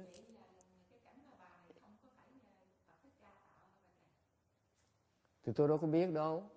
Nói thiệt tôi đâu có biết ai tạo ra cõi Ta Bà nữa đâu. Tôi không có sách nào nói, làm sao tôi biết được. Chỉ nói là có một cái Phật độ, một cái vị Phật tạo ra cái cõi này. Hiện bây giờ ngài Thích Ca Mâu Ni là người giáo chủ ở đây là đủ rồi. Đâu cần biết ai tạo ra. Cô nghe cho rõ này. Vì Phật khi tạo ra cõi Phật độ, người ta không cần cô biết là ngài tạo ra đâu, không cần đâu. Này nghe cho rõ này. Nếu mà không cần ngài không cần mình biết ngài tạo ra thì hỏi tên người tạo ra làm cái gì? Nó vô ý nghĩa, câu hỏi nó vô ý nghĩa, đúng không? Đức Phật cũng muốn mình biết mà sao mình hỏi ra được? Chịu thua chứ, tôi chịu thua, tôi đâu dám hỏi đâu. Cô mới dám hỏi, tôi đâu dám hỏi chuyện đó. Khi Đức Phật dạy ra, Đức Phật biến mất rồi, tôi không biết bây giờ ai tạo cõi Ta Bà, tôi là mơ, tôi cũng dám hỏi nữa. Tại mình phải tôn trọng cái ý của Phật chứ. Phật muốn mình biết mà sao mình dám hỏi được? Okay. She asked a question about the Sahara world. She's confused about a lot of things she read. She read too many books and she's confused about a lot of these different conflicting concepts. She says, we are here because of our karma, the force of our karma brought us here to undergo our retribution. I said, that's correct. So who created the Sahara land? Is that the burning lamp Buddha who created it? I said, no, he didn't create it. I don't know. In fact, let me tell you the truth, I don't know. Because the Sahara world right now maybe have the Shakyamuni Buddha as the teaching host, but he certainly did not create it. Okay? Whoever created that Buddha who created it, I don't know who that Buddha is anymore. And maybe that Buddha chooses to become become anonymous, so that because he doesn't want us to know. Okay? The Buddhas are not like us. They don't say like, I created my dental supply, my dental office, and I created my company. I created my temple. I own repaying kindness temple. I own my car. I own my world. Buddhas are not like that. They created the world to help teach us. That's all.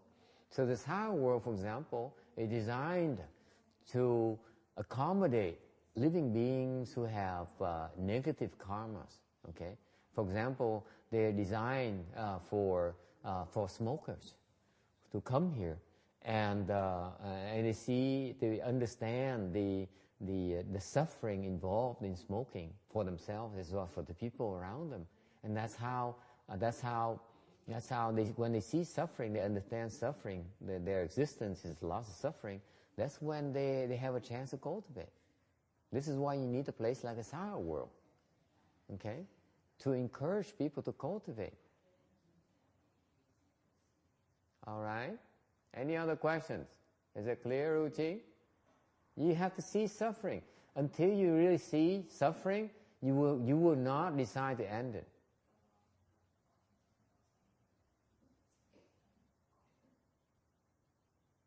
Okay?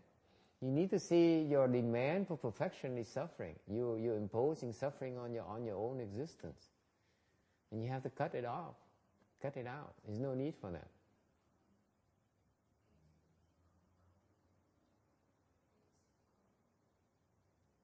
Okay?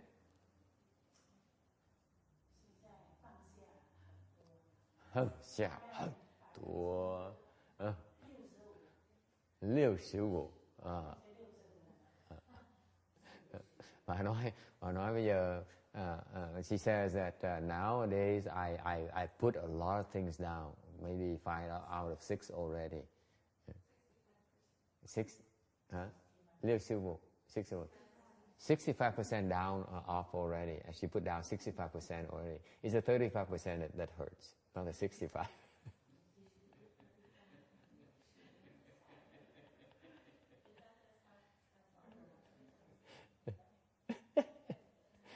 Bây giờ bà nói tội lắm, bà nói là bây giờ bắt đầu tu rồi á, bây giờ tu về năm rồi á, thì bây giờ là bắt đầu xả được nhiều rồi, xả từ 65% luôn. Tôi nói tốt, xả là tốt lắm.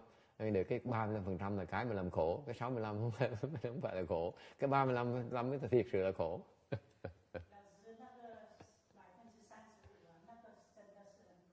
对，慢慢来，对，慢慢来，要参加佛chi就可以了。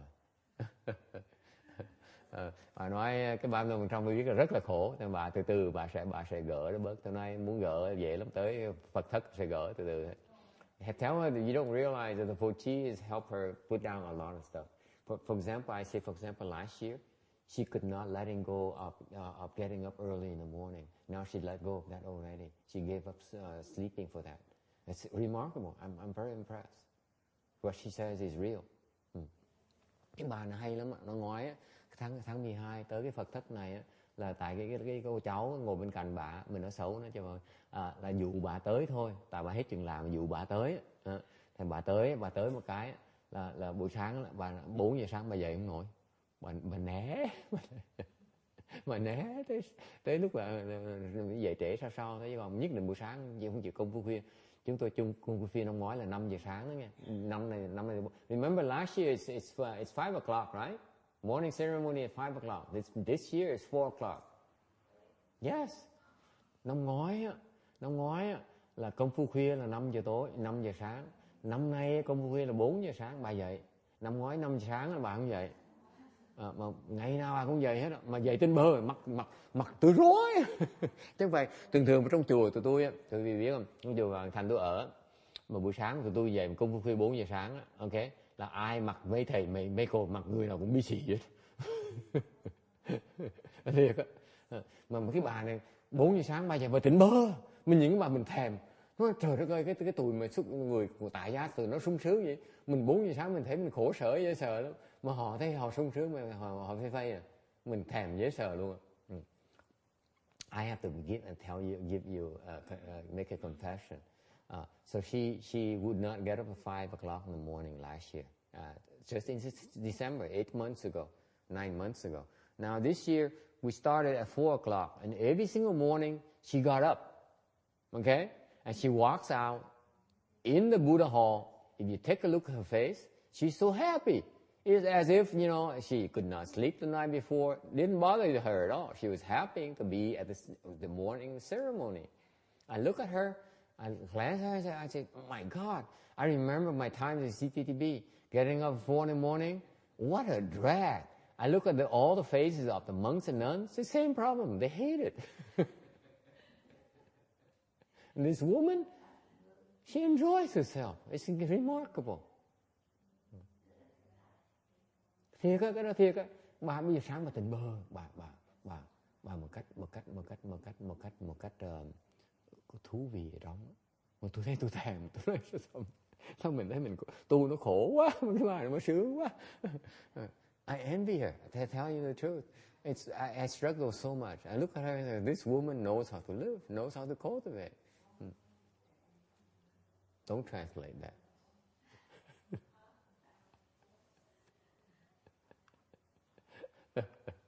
Yes.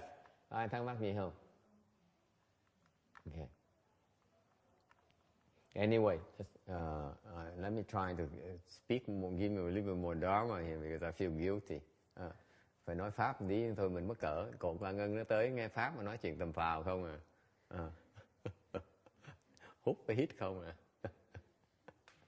à. Okay, thought contemplation. Còn 5 phút tôi nói, vài phút tôi nói sẽ xong cái này. Thought contemplation. That is, you remember your thoughts. In our world is the thought comes flying and they change constantly. They follow one another. Cái cõi này, cái tư tưởng mình nó chạy liên miên. Cái óc mình nó chuyên muốn nó suy nghĩ liên miên từ sáng tới tối. Okay. Còn cái mình không hiểu rằng là cái tư tưởng mà mình có, những cái tư tưởng mình có là thiệt sự là nó chỉ tạm bợ thôi. Mình cần quan trọng đó. Okay. Mình tốt nhất là mình bớt suy nghĩ. Tại mình nghĩ nó quan trọng, mình phải suy nghĩ thôi. So in our world, the reason we are thinking so much, like Randy, for example, he's scheming and planning this and planning that, and have so many things to do, so many people to take care of. I remember I've seen so many of these people, these suckers. The people latch onto them and suck the blood out dry, and they stupidly allow the others to suck the blood.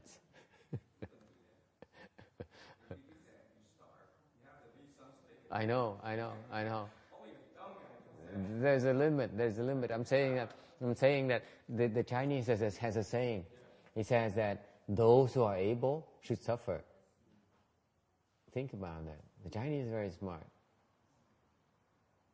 So if you're able, you have to worry. You have to think one thought after another because there's so many things to do, to take care of, right?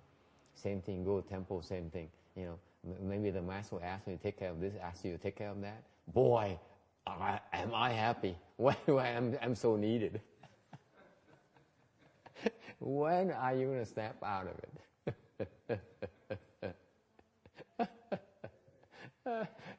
It's amazing. You can go through your life like that, you know, like Mel and you are just like that. You're so proud of yourself. Say, I'm needed. I'm so important. Yeah, but that's the same thing. It's not so much that someone has to recognize you're important. Just that what you're doing is so important. That's what I mean. I think it's important. I think I'm just attached to getting it done. You know, that's more. I would like to give somebody else and I can do something else. Anyway, so over here we attach too much importance to what we think or what we perceive. And that's why we suffer so much. Cái thế giới này á, lý do mình khổ là tại vì cái mình suy nghĩ đó, cái mình thấy, mình nghĩ là đúng. Nhưng cô Hồng Lượng đó, sáng giờ một cái thấy thấy con kiến một cái là lo. Trời đất ơi, cái chùa này chắc nó dơ quá rồi, mình chịu không nổi rồi. Mà sao mà cái thường ngày nó không có kiến, mà bữa nay á, có nhiều người ta ở một cái kiến nó đầy hết, khổ dễ sợ luôn á. Làm sao mình sống được bây giờ? Trời đất ơi, sao mà khổ như vậy? Rồi xong rồi mình nghĩ chắc là tại vì cái cô xã đó, không có ai hết, không có lý do hết. Rõ ràng tôi thấy có người xã mà sao không có xã, sao không có kiến được.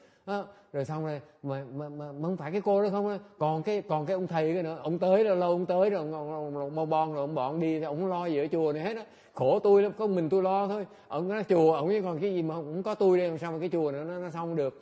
Thành bữa nào mà tôi đi cô Đức một cái, tôi không biết làm sao cái chùa này nó sống sót được, không có tôi đây. Cái tư tưởng mà nó chạy từ hết nó chuyện khác. Tại cái chuyện gì mình thấy mà toàn nó đúng quan trọng hết.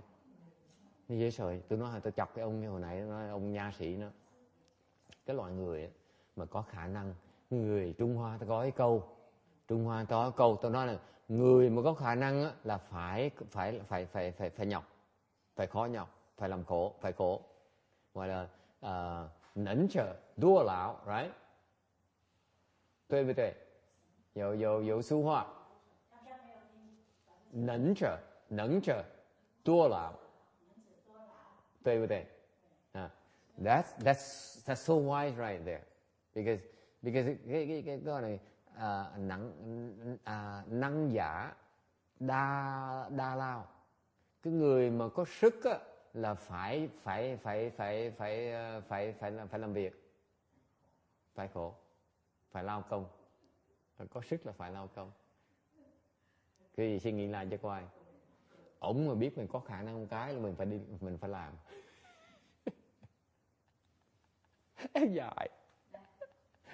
Coi suốt đời không biết. Mấy người phụ nữ dốt dễ sợ luôn.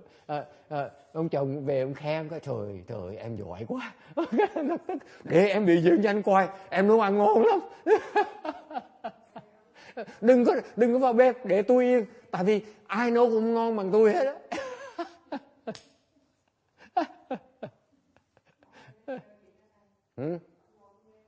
Rồi. Okay. So I said it's just like that's how husbands, the smart husbands, handle their competent wives. They said, "You are so good. You're so competent." They said, "You're right. Don't come near me. Let me cook for you, because no one can touch my food because no one does it right." You know. And so they slaved for the entire family. Same thing. They said, "Oh, you're so competent. You're so good." So they go out and work their butts off and bring home the bread. Okay. Same thing. They look at you and say, "Honey, you're so good. I can't do the things you do." And now you slave for her. Why you go to temple again for? You just went yesterday. I get chewed out all the time.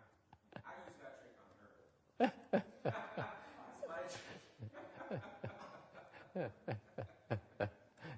So she's a master at that. She's a mistress at that. She's much better than you in this skill, and clearly.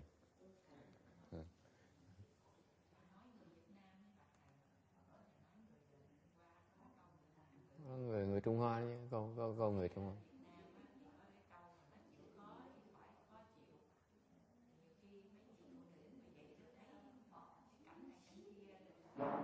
Không phải.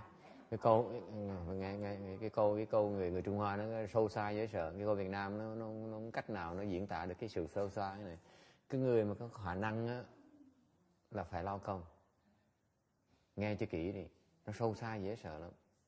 Thành ra cái người rõ ràng, cái người tại thế, tại cô còn khờ quá, cô không thấy được cái cảnh giới đó. Trong người tại thế ra gia đình người ta chỉ cần ông chồng về ông khen bà vợ là nấu ăn ngon một cái là bà vợ suốt đời bà kẹt trong cái bếp. Đúng không? Mà rất là hãnh diện cái chuyện đó. Tôi nấu ăn ngon dễ sợ, chồng tôi thích đồ ăn tôi thôi. See, I'm saying that the Chinese is so profound, so deep. It says, if you're competent, you have to work. Okay, it's a very poor translation of that. So what happened is that to a lot of the Asian husbands, they go home, they say, honey, you are the best cook in the world. I cannot eat, no one cooks the way you. So the wife spend the entire life in the kitchen. Because why? Because no one does it the way she could. That's exactly what the meaning is. When you're competent, you have to exert yourself. Beautiful. I mean, the Chinese are so wise. Incredible. If you're attached to your competence, you deaden the waters. Người cái Trung Hoa, cái văn hóa ta sâu xa dễ sợ. Ta nói người có khả năng nghĩ mình giỏi đó là chết. Mấy người đó là chết. Cười, giờ ngồi cười. Thấm thía lắm. Câu gì? Danh vọng là khác. Danh vọng nó còn một cái 2 tầng lớp trên rồi. Cái này chỉ là có khả năng thôi đó, là chết. Cái người mà chấp vào với khả năng là chết. Có khả năng là phải cày. Mình chấp mình có khả năng, mình thấy mình có khả năng một cái là mình chết, là mình phải cày. Nó dễ sợ như vậy đó. Còn cái người mà thấy mình không có khả năng gì hết đó, không cần làm gì hết đó. Thầy tới chùa, thầy không biết làm gì hết đó. Thầy không biết chùi cầu tắm, thầy không biết nấu cơm, thầy không biết chùi kiến, thầy không biết chùi cái bàn thờ, thầy cũng không biết chùi nữa. Thầy khờ không thể tưởng được đó. Mà mấy bà đi nè, thầy không biết làm gì hết đó, cũng để thầy nói thôi chứ thầy không làm được cái gì hết đó. So I say that's why when I come to the temple, it's nothing I can do. I cannot cook. I cannot sweep the floor. I cannot clean the bathroom. I cannot even clean the altar. So the older nun says, this monk is incompetent. All he can do is open his mouth.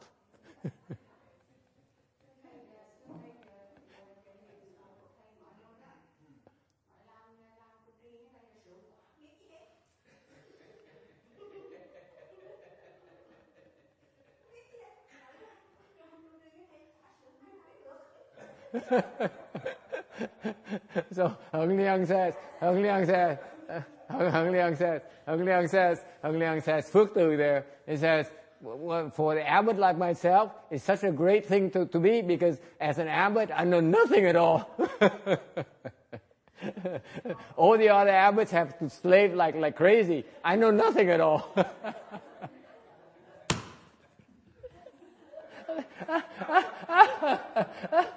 Bây giờ tôi dốt nó mới biết tại sao mình biết gì hết.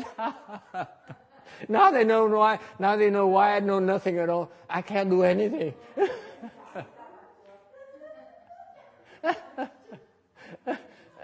Tố nhau vui vậy sao? Anyway, stop here tonight. I can't tell you all the secrets, okay? Nói bí mật nhiều quá, mình mất cái hay của mình ấy, mất cái đặc biệt của mình ấy.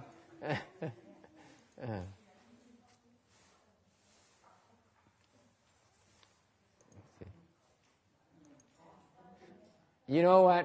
We break new grounds. Today we did not even finish one slide. Mình dễ sợ lần đầu tiên mà giảng kinh á, mà không giảng xong một tấm nữa, mà giảng nửa tấm á. 2 tiếng đồng hồ. Dễ sợ không? Mình tán dốc dễ sợ luôn. Thầy tán dốc hay dễ sợ luôn.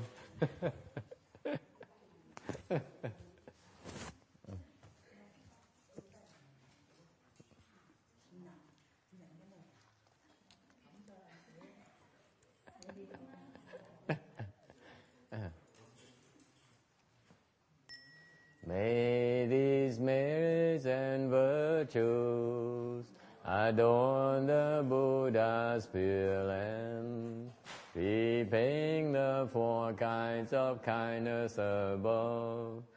May the earth revolve past below. May those who see and hear all bring forth a Bodhi mind. And when this retribution body is done, the